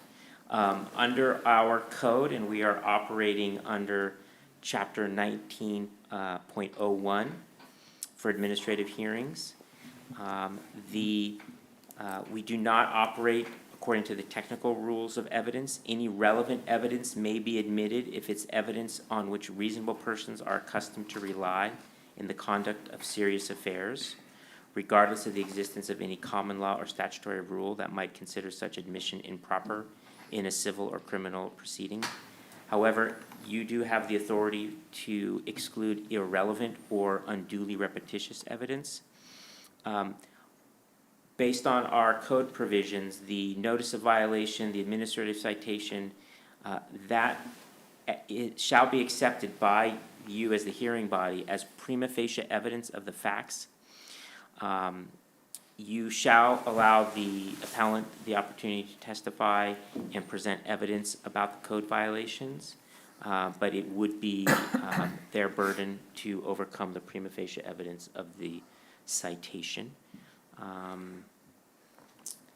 So with that, I think you can open up the hearing.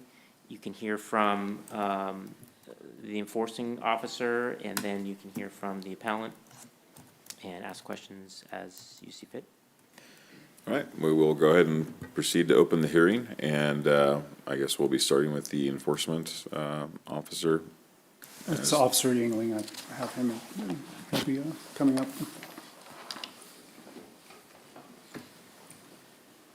Good afternoon, council.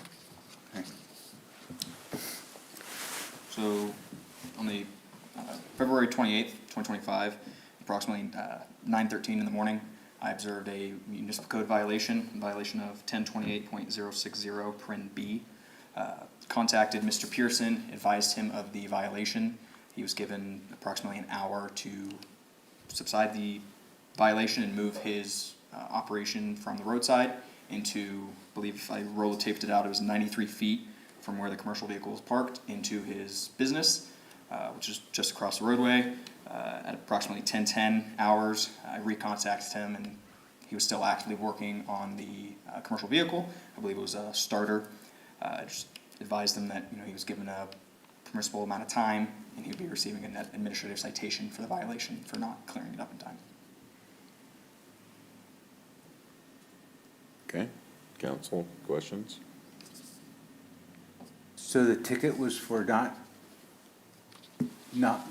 moving the vehicle in a timely manner? So, per 1028.060, paren B, it's washing, greasing, or repairing such vehicle except repairs necessitated by an emergency.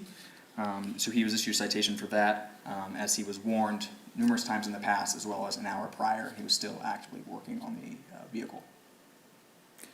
So the vehicle being worked on was across the street from the property of the repair business? That's correct.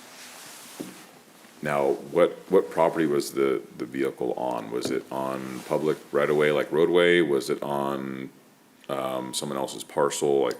So it was off to the right of the roadway, just a dirt lot off North Wheat Boulevard. I believe it's Edgewood would be the nearest crossed. And So, is that railroad property, or? I did witness the location of the vehicle that day. I was not in a marked unit. I was in an administrative unit. It was on State Route 265, which is California Divisions of Highways property. It is a state highway. Okay. Okay. But I will clarify, it was not on the road, in the roadway, it was on the dirt shoulder of the roadway, so I will clarify that, so.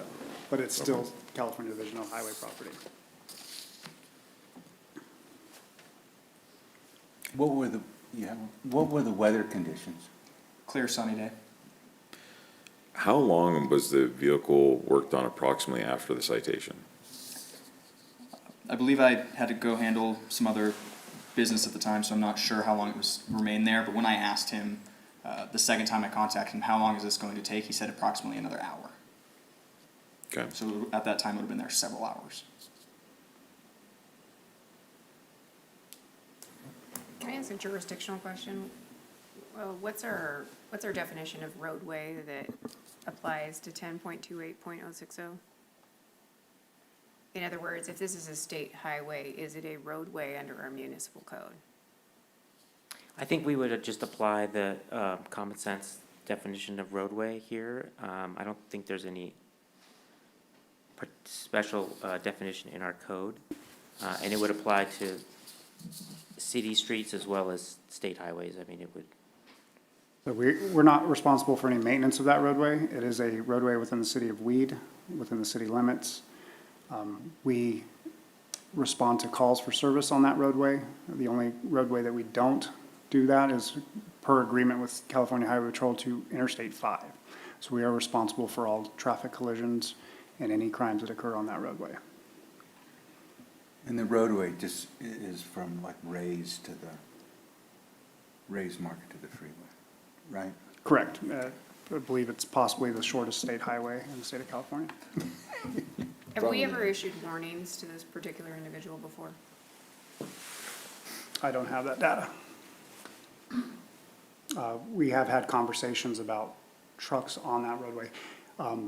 I have had personal conversations with him, not so much about him working on cars, but he has a problem. That area's truck traffic has become a problem. He personally has problems with, I won't name the companies, there's 2 trucking companies in particular that I can think of off the top of my head that tend to swap trailers there, and they do so right in front of his business. So he has issues with that. We've had conversations about the truck traffic. During a recent snowstorm, I told one vehicle that was parked blocking the Caltrans shed that's there to move.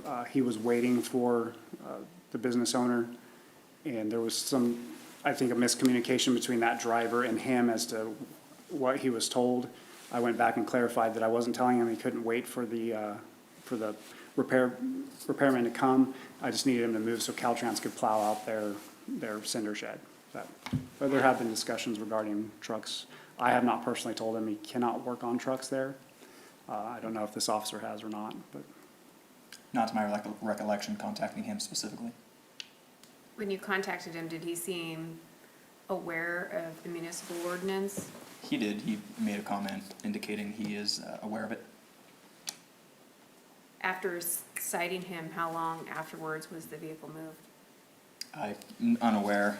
He stated it would take approximately an hour. The tire was off. It was chalked up on blocks, so I can't imagine that would take any short period of time.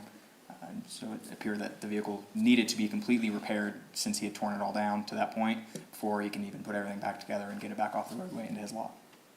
Did he provide you any reasoning on why it was he was performing the work there as opposed to on his lot? He did not. Did you ask? I don't believe so. Was there anything, like, did you hear anything from the owner operator of that vehicle that was there? He wasn't present. I believe he might have been down the road, but he wasn't in the cab or he wasn't outside of the cab either. Okay, so the person responsible for the vehicle just was absent while the repairs were occurring? Correct. And did you notice anything about the owner's property that would have prohibited that person from moving the vehicle onto that property to be able to repair? No, the gate was open, the lot was completely clear. It's a large enough lot to fit several commercial vehicles inside.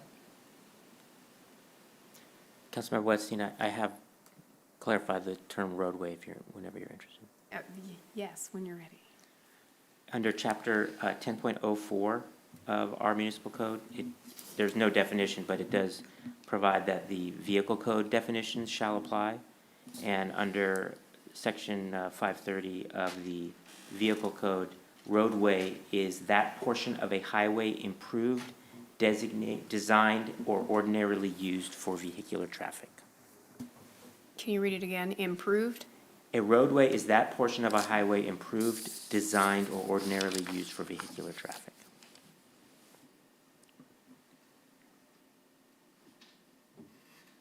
So I will add, I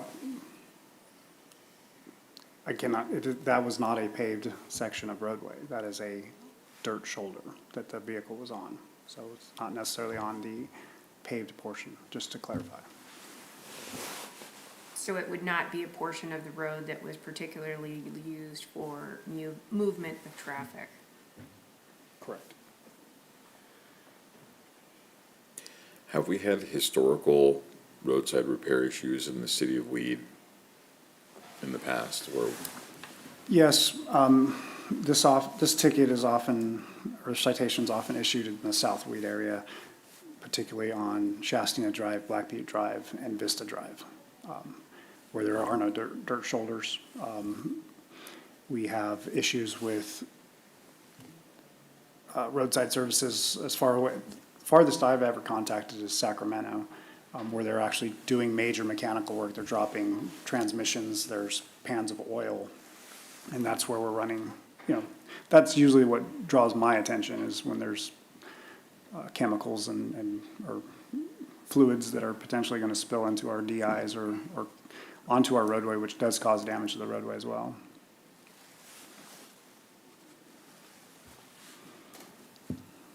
Any other questions from council? Do we, okay, I don't know about the repairs, but when the vehicle stopped, was any explanation given as to the extent of repairs, or did you inquire to the extent of repairs? Just I mean, if stated- it's a flat tire, Stated you it was can a get it starter. done quickly, huh? Stated it was a starter. Okay, well, starters can be a little short or long, but anyway, it's on a big rig, right? That is correct. Okay. Was it just the cab, or was there a trailer attached? There was a trailer attached as well. It was a truck trailer combo. I'm just wondering if it was running when he pulled it over, why he couldn't just pull it into the lot? Correct. Something must have taken place. Well, and that was the nature of my question as to where was the owner operator of the vehicle, if that person wasn't there, but, The other party may have information to that. yeah. Any other questions for the issuing officer? No, thank you, I officer. think we're okay Thank you, with Council. what he Thank you. did. Okay. All right. Thanks. We'll hear from the appellant. Hello, my name is Natasha Pearson. I'm here in regards of JP and Family Roadside Truck Repair. We got a phone call from the company that the trucker pulled in, his starter went out, so he wasn't able to start his vehicle at all. And my husband was currently at a different job at the time, so he got there. It was a starter, so he couldn't move. It was in a safe spot across the street from our shop. And he proceeded to fix the truck in a safely manner, which that's what we do for our business, is roadside truck repair. So I'm just not understanding the ticket. Why? Because that's what, I mean, we've gotten phone calls from Weed PD to get trucks off the side of the road or in the middle section of South Weed or whatnot, because we're roadside truck repair, that's what our license says. So that's why I'm here, to contest the ticket. I mean, is it every time he's on the side of the road? If the truck was able to be moved, or if it was a different kind of job where it needed, you know, radiator or something like that, it wouldn't have been done. But a starter, we got the truck driver safely off the side and back onto the highway. Just so that I know with your repair business, is there a tow truck available, for instance, that your husband could have moved it from the side of the road onto your property? No, ma'am. We are not a tow company.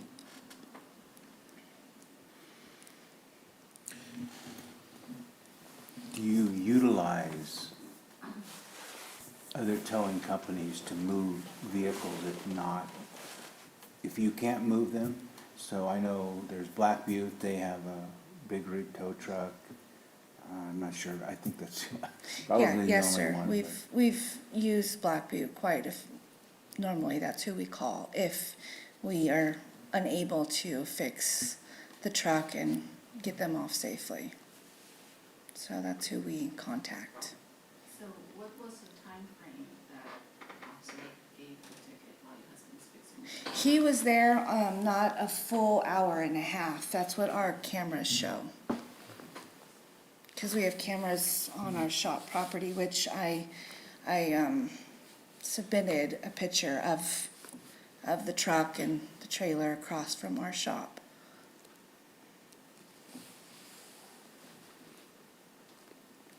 So the full length of repair was an hour and a half?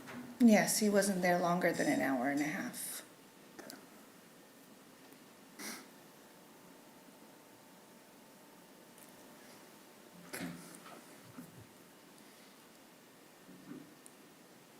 Any other questions from council?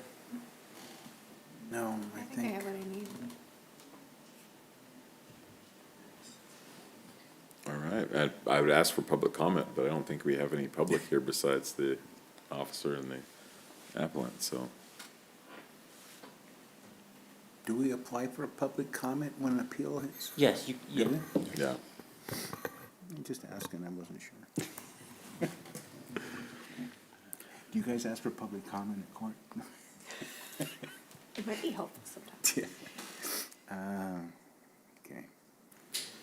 Do we deliberate individually? I would, yeah, I mean, unless you want to offer the appellant the opportunity to ask questions to the enforcing officer, you would close the hearing. You can ask follow-up questions if you have to either party. And then, yeah, you would just deliberate right here.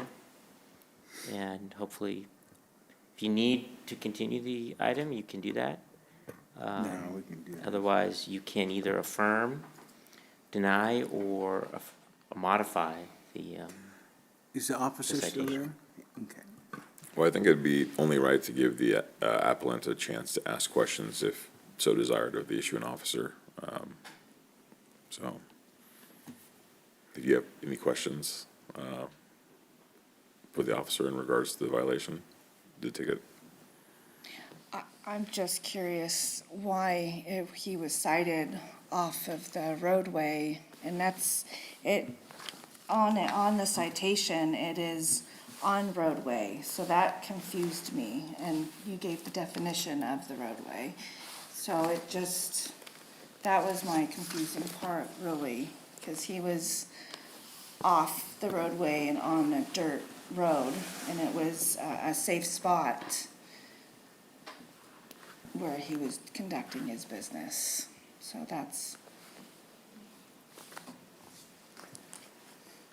I Have we- think the question was, I think, for the citation, for law enforcement, so. Well, I can't speak as to what his decision was that day, but where we often run into this is on the on-ramps, yes. So in our view, when we take a traffic accident, we also, the part of the roadway is going to be the dirt shoulder where an accident can occur. Now, by municipal code, it states the improved portion for driving. So that would be the difference between some of the deciding factor, I can only assume, for the officer. But, you know, we run into this at central on-ramps and off-ramps quite often. There are large dirt shoulders on the side, That is considered part of the roadway for the purposes of taking a traffic collision report. They've left the roadway onto the dirt shoulder, the improved dirt shoulder. In this situation, it's an improved dirt shoulder. It's leveled, it's flat. So, again, it doesn't meet the definition, though, of the municipal code roadway. So, just to clarify, it does look like we actually do need to provide a written decision. So if the council, after deliberating, comes up with a decision, you can direct me to Right. essentially prepare a brief written decision that provides information on judicial remedies, et cetera, and that we would send that out afterwards to the appellant. When we give a ticket, here's this roadside repair. So we see roadside repair as fairly typical with the big rigs because it's virtually impossible to get everything fixed at all times. But is there a common denominator when we give a ticket as far as a time frame or the location? It's officer discretion. And yeah, I mean, for each officer, that's gonna, what do you think is spirit of the law versus letter of the law in that situation? For me, again, where I see it most common is South Weed. We have had some problems in the past, not currently, but with past businesses doing some repair on South Weed Boulevard in the, particularly in the 100 block on the roadway, when they have a functioning facility that's got spaces there. But yeah, I'm typically looking that they're on the roadway proper, what by definition. In this case, I could see how an officer might think that that was the roadway, because again, it's an improved section, but by definition of the municipal code, it's not the paved roadway made for movement. So, Well, and the definition I read you is it is still a factual question whether or not the location of this semi was on the roadway or not. That's still a factual question within your purview to make that determination. So, since you were, or Chief, you were aware where this vehicle was, at least in my mind, in what I know of that area, this is like a turnout that's made for people who have emergencies that need to get off the roadway. Is that? it's a turnout that's been created by trucks pulling off of the roadway over the years, not because of their business at all. It existed prior to their business. The shoulder and the vegetation have been pushed back. It's a large dirt area. It's not necessarily Caltrans' intent to have that area for parking, but it's just kind of developed over the years. But having observed the vehicle that day, it was not on the improved roadway by definition of the municipal code. Thank you for clarification.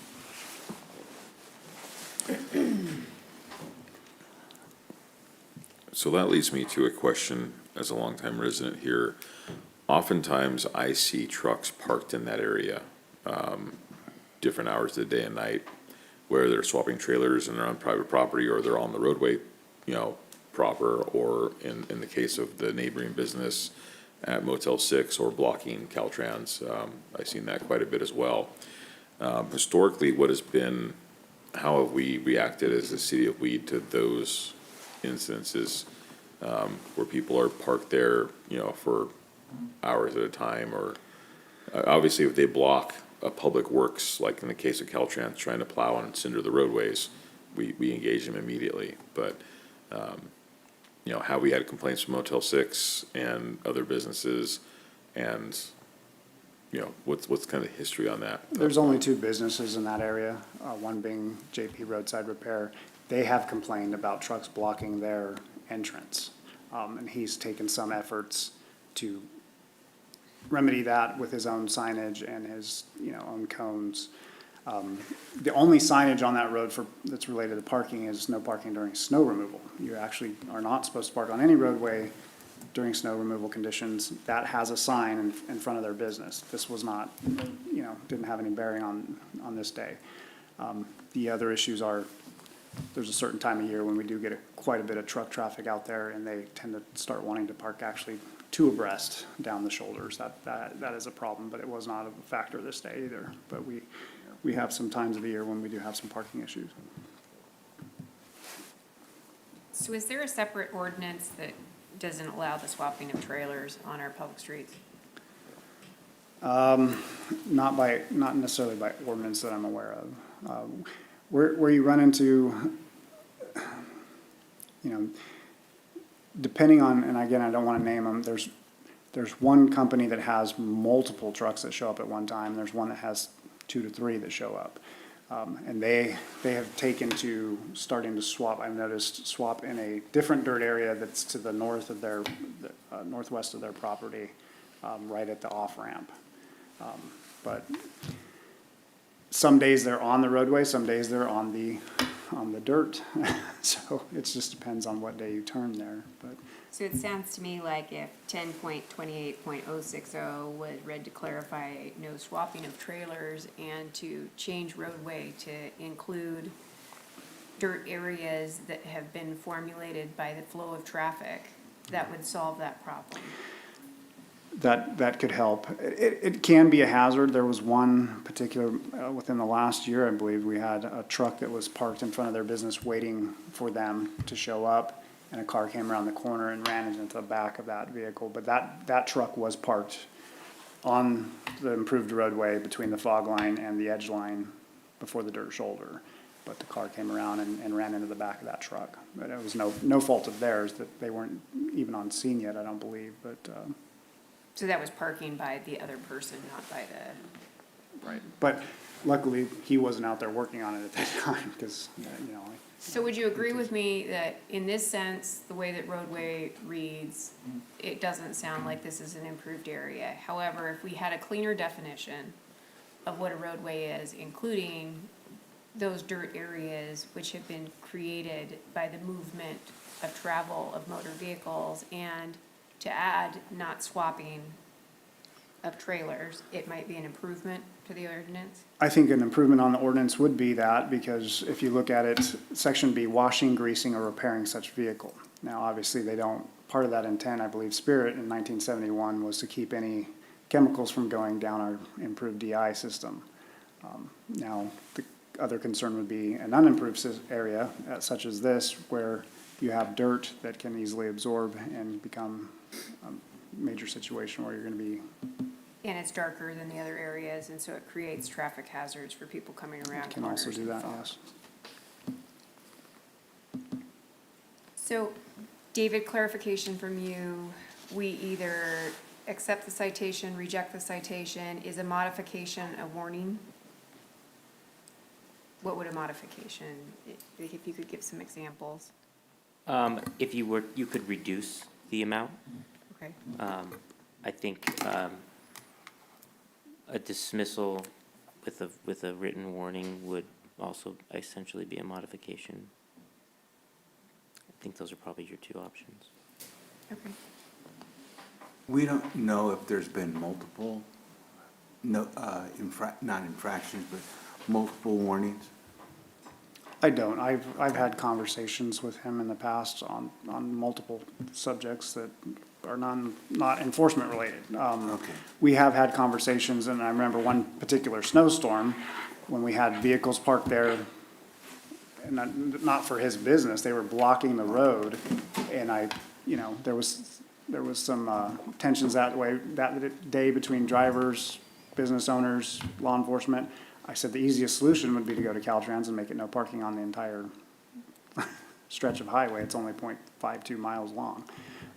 But that's gonna, that's, I don't think necessary, and that's a Caltrans decision. We don't have any authority over that. But that's the only conversations we've had about repairing. My main concern when I turn the corner is that there's not a car in the roadway. That's, again, this officer was thinking probably, potential hazards of being on the roadway. I can't speak what his, discretion was that day, but that's the main thing here is we don't want to contaminate the ground and we don't want anybody getting hurt, so. So we could correct this so that Officer Yingling could find those individuals who are stopping on the side of the dirt road that are swapping trailers and creating hazards. Yes, you could do so in the, to include all portions of the public property that we're parking as I take it we're not allowed to express our opinion on what we want to do here? What, You want to close the public hearing? Do we have any other further comment from the officer of the appellant? No, sir. Okay, Okay. well, we'll close the public hearing then. And deliberate. Aye. Go ahead. Well, I'm just thinking a couple things. An hour and a half is not an exorbitant amount of time alongside the freeway or along the roadway to fix a starter. That's number one. Number two, although it didn't come up, I know to get a tow truck just for a regular car in our little neighborhood can take you 2 damn hours, if not longer in a storm. I've been out there before, waiting. The fact that I don't see a lot of previous warnings leads me to believe that this isn't an ongoing issue. And it is kind of the nature of the business, as she did speak to. On the negative side, if I was your insurance company, I wouldn't be happy with you because you're creating a hazard on the roadway by spending a lot of time there. If a car comes by and you are partially at fault for creating an accident, believe me, I've seen where, depending on the accident, where everybody stands in line for the next person who gets the lawsuit. Because they work their way up until they have enough funding. So that does create a little bit of a hazard to your business. If you've got employees, it's also a hazard to them. So that's just a point of caution. But I'm not really feeling. I didn't even ask. What is the ticket, the dollar amount? Are we Well, allowed it to was ask? written on a administrative citation, so it's $100. $100, okay. And your turn. So my feeling is, given the definition of what a roadway is, and the testimony from the officer as well as from the chief, I don't believe it meets the definition of a roadway in our current municipal code, and therefore I think that the citation should be dismissed. I think that the one positive thing of Officer Yingling using his authority to issue this ticket is it brought to light that perhaps there needs to be some modifications to the municipal code as far as this definition is concerned and what we really mean by repairing on the side of our roadway, so that we could give the officers a little more ability to tackle the problems that we are seeing here. And of course, with the dismissal, I would say perhaps a strong warning and a caution that the ordinance may be changing, and that it sounds like there's plenty of open communication between the police department and our local business, and that there's a way that we could make it work. And I agree with Ken, an hour and a half, it's one of those things, you could have waited for the tow truck longer than him repairing it. So how long was the hazard going to be there in which? Regardless. So, those are my thoughts on this current citation. Pat? You stand out. I like this sweater. Yes, so I feel like the ticket should be dismissed also, because I feel like that's not enough time. I mean, I've called for a tow truck and it took 7 hours for them to See? come. So, I'm there, but, like I said, he couldn't move it because the starter's dead, so he really didn't have that option. I really agree that, he's, that's not adequate time, so I feel like the ticket should be dismissed also. So I might be a little late here, but further discussion has prompted a question. So we issued a citation to this company for the roadside repair. Have we, or is there cause to issue a citation to the owner operator for parking the vehicle there to begin with? Because I think the issue we're talking about here is that we have a truck that's on a roadway, and we issued a citation to the repair company, but where's the liability, if any? And I'm asking because I don't know, for the owner operator of deciding to park on a side of a roadway. Because I'm assuming from my experience with, you know, car mechanics is that, you know, if your starter doesn't operate correctly, it doesn't become a problem until you turn the engine off. So why did the owner operator decide to park on the side of a roadway and shut the engine off in that particular place as opposed to a parking lot or somewhere you would normally stop operating a vehicle? Well, there is not a parking violation here. This is a municipal code violation of what was thought to be working on a roadway. So it wasn't not necessarily it's in the parking section, 10.28, but the violation's not necessarily that the vehicle's illegally parked, the vehicle's parked for this service. So I'm not arguing either way. The question here is not whether it is a length of time. The question is it necessitated by an emergency? Now, it sounds like it's quite possible the vehicle wasn't on the definition of a roadway, but for future instances, if you're going to go based on time and, well, it can take 7 hours to get a tow truck, you know, that's not the question here. The question is were they doing it on the roadway or not? And I think that's where I would like to see clarification for further instance. Okay, that's fair. Yeah. I'm just curious, because. I mean, it says no person shall park a vehicle upon any roadway or in or upon any public parking lot for the principal purpose of B, washing, greasing, or repairing such vehicle except repairs necessitated by an emergency. So it prohibits any person from doing that.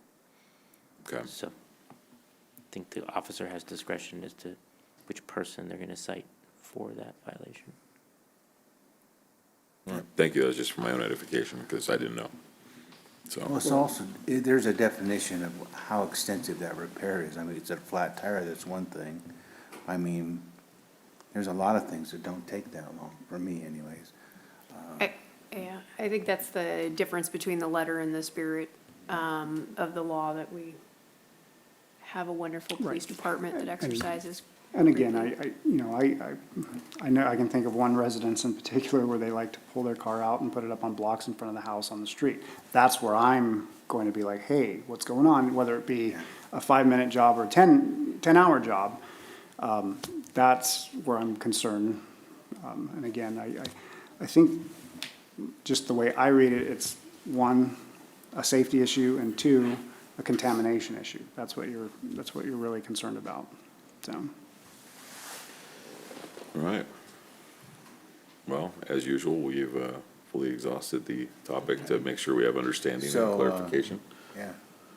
So is this something we're just gonna, a council member make a motion and a vote on Yes, and then, and that motion should include direction for me to provide a written decision consistent with the council's decision on the citation. Is a written decision necessary if we are dismissing the citation?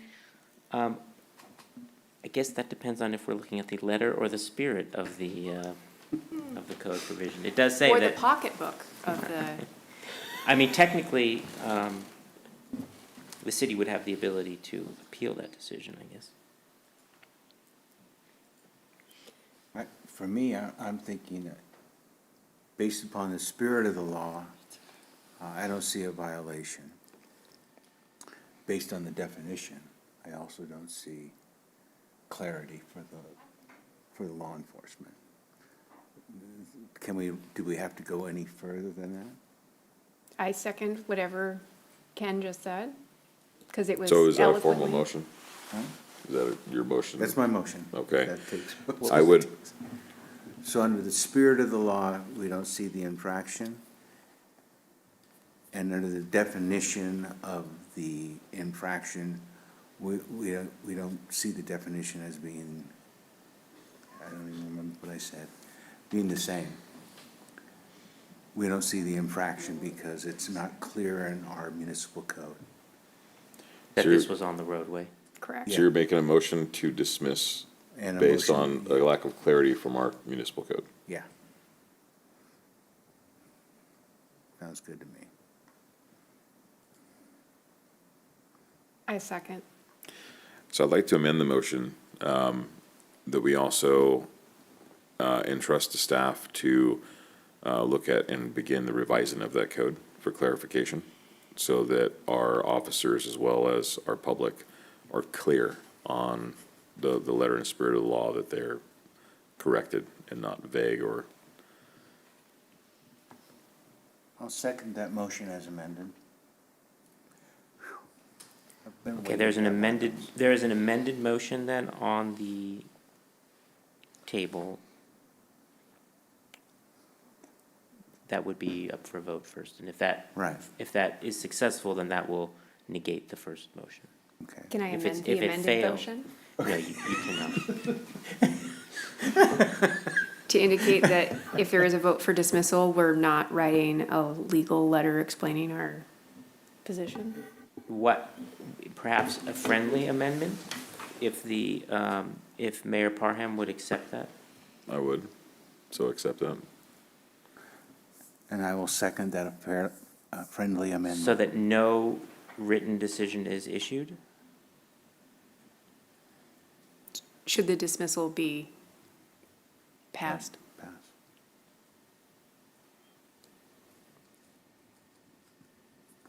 Hold on, I want to make, no. There can only be three. Your turn. We're all going to amend this thing. Sorry, it's late. And so, and so, Mayor Pro Tem, you're Yeah. okay with that friendly I'm amendment? okay with the friendly amendment to the motion, To the amended motion? the amended. Wait, All right. Matt wants to turn yet. All in favor of, the friendly amended motion? Aye. Aye. Any opposed? No. Motion The carries. citation is dismissed, and I will not be issuing you a written decision. This dismissal will be reflected in the minutes. Okay. Are you okay with that? Yes, thank you. I do have one question.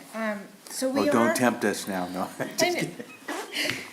Well, we are roadside truck repair, so what is, I mean, he gets calls on the side of the road on, it could be on Southweed, or Could be on the do we freeway. always refer them to a tow truck and not attempt fixing the vehicle, or, I mean, or does he get a citation every time he takes a tire off, or, you know?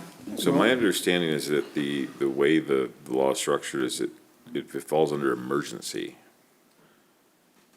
So, So I will add, she spoke earlier of times we've referred somebody to them. That's typically, most common problem that we have with a big rig is an airline. And it will lock up the brakes, it'll do some other stuff. Those oftentimes are emergencies because they're in the roadway. And the emergency is we need to get them out of the roadway. Sometimes, again, in that situation, a tow truck may not be available or maybe a wait, and we will refer them just to get them out of the road. That's what we view, or I view, I can't speak for all officers, that's what I view as an emergency, in an allowable circumstance. Now, somebody that's, I'm broke down, I'm a long haul driver, and again, I'll refer to what I spoke about before because I've seen it on multiple occasions. We're dropping major pieces of equipment, and fluids are coming out, and that becomes a problem. You know, we do, I tend to drive by when they're fixing a tire, okay? They're not going to get hit by a car, they're trying to get that vehicle. And in Southweed, there's limited parking in many streets, including Vista in particular, there is no parking, that's a no parking street.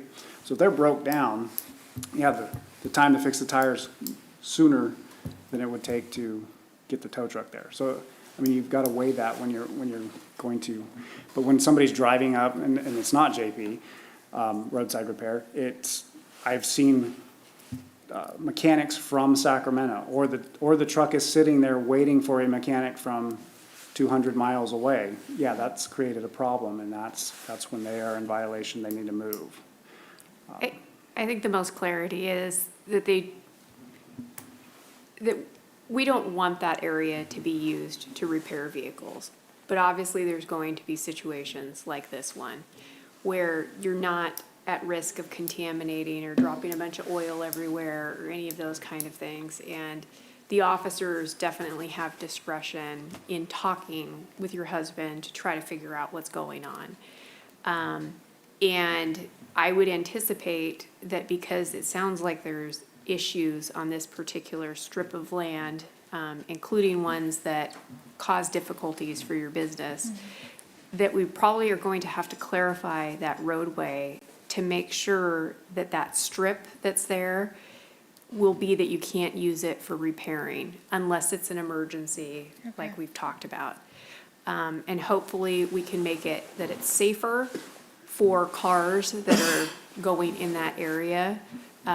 Because even just having a truck sitting there, if somebody, for instance, lost their brakes or a tire burst, they can't pull into there, right? Because you're blocking it. And then, we want to make sure that people aren't deciding that they want to swap their trailers on a dirt side of the road because it creates a whole lot of issues. So unfortunately, I know that's probably clear as mud. But it sounds like we have a good communication between law enforcement and your business. And just, explaining how long it's going to be, what you're doing, that, you're not dropping a transmission in the middle of the street, will probably fix that for the future. Yes, ma'am. Thank you. All right. Thank you. All right. Amend what I said? So we'll add that to our list of ordinances for review and update. I will be happy to work with the chief on that one. All right. Thank you. Thank you.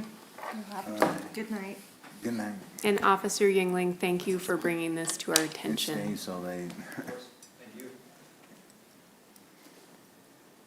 All right, our next item is staff reports. We'll start with Chief Carter. All right, good evening. Last month, we ran 68 calls for emergency, and they were covered by 2 full-time personnel, 5 resident firefighters, and 5 volunteer firefighters. Last month, 4 of our firefighters completed confined space technician training. We have 1 new qualified driver operator. We completed 110 total hours of training last month. 1 passed the paramedic program, and 1 passed the national EMT test. And over the next month, we'll be working on sending out the right entry agreements for our fuel mitigation grant and continue to work on recruiting more volunteers through our FEMA grant. On the driver operator, what type of licensing was the hours attributable to? Which What kind of- which vehicles? So it's a firefighter endorsement is what it's referred to. And that includes not only skill related, like how to operate the fire engine, but 40 hours of driving and then a written test at the DMV as well.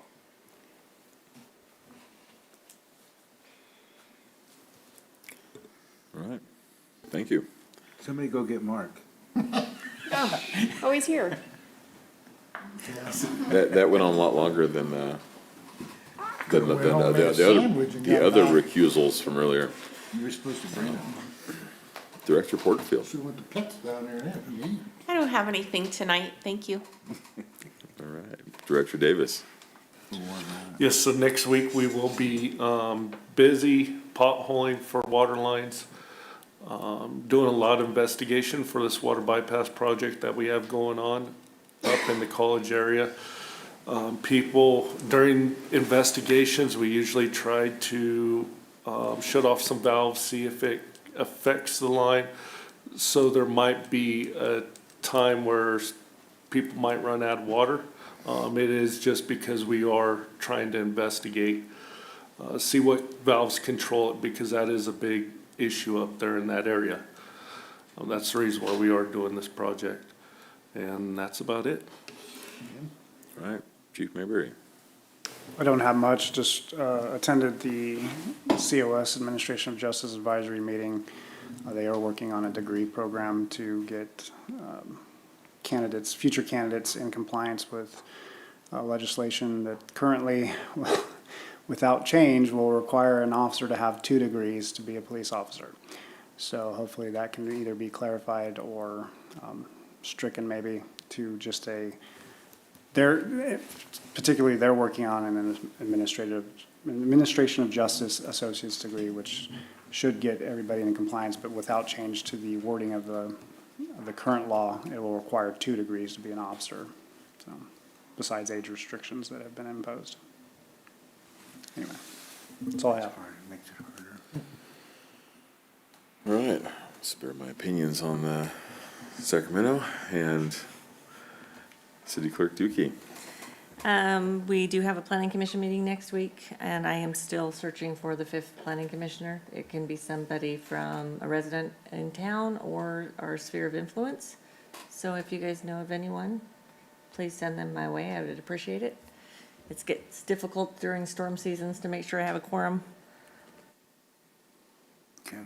All right, again, appeal to our 6 or 7 YouTube viewers. If you are a local resident or sphere of influence, please consider applying for the planning commission position. And our city attorney. No report this evening. Thank you. All right. You can report that we got you out of a letter. Thank you for for getting me out of a letter. All right. Our next item is closed session, and I will accept a motion. I so move. I will second. All in favor of adjourning to closed session? Aye. Aye. Motion carries. I have to get the restroom first. That was light.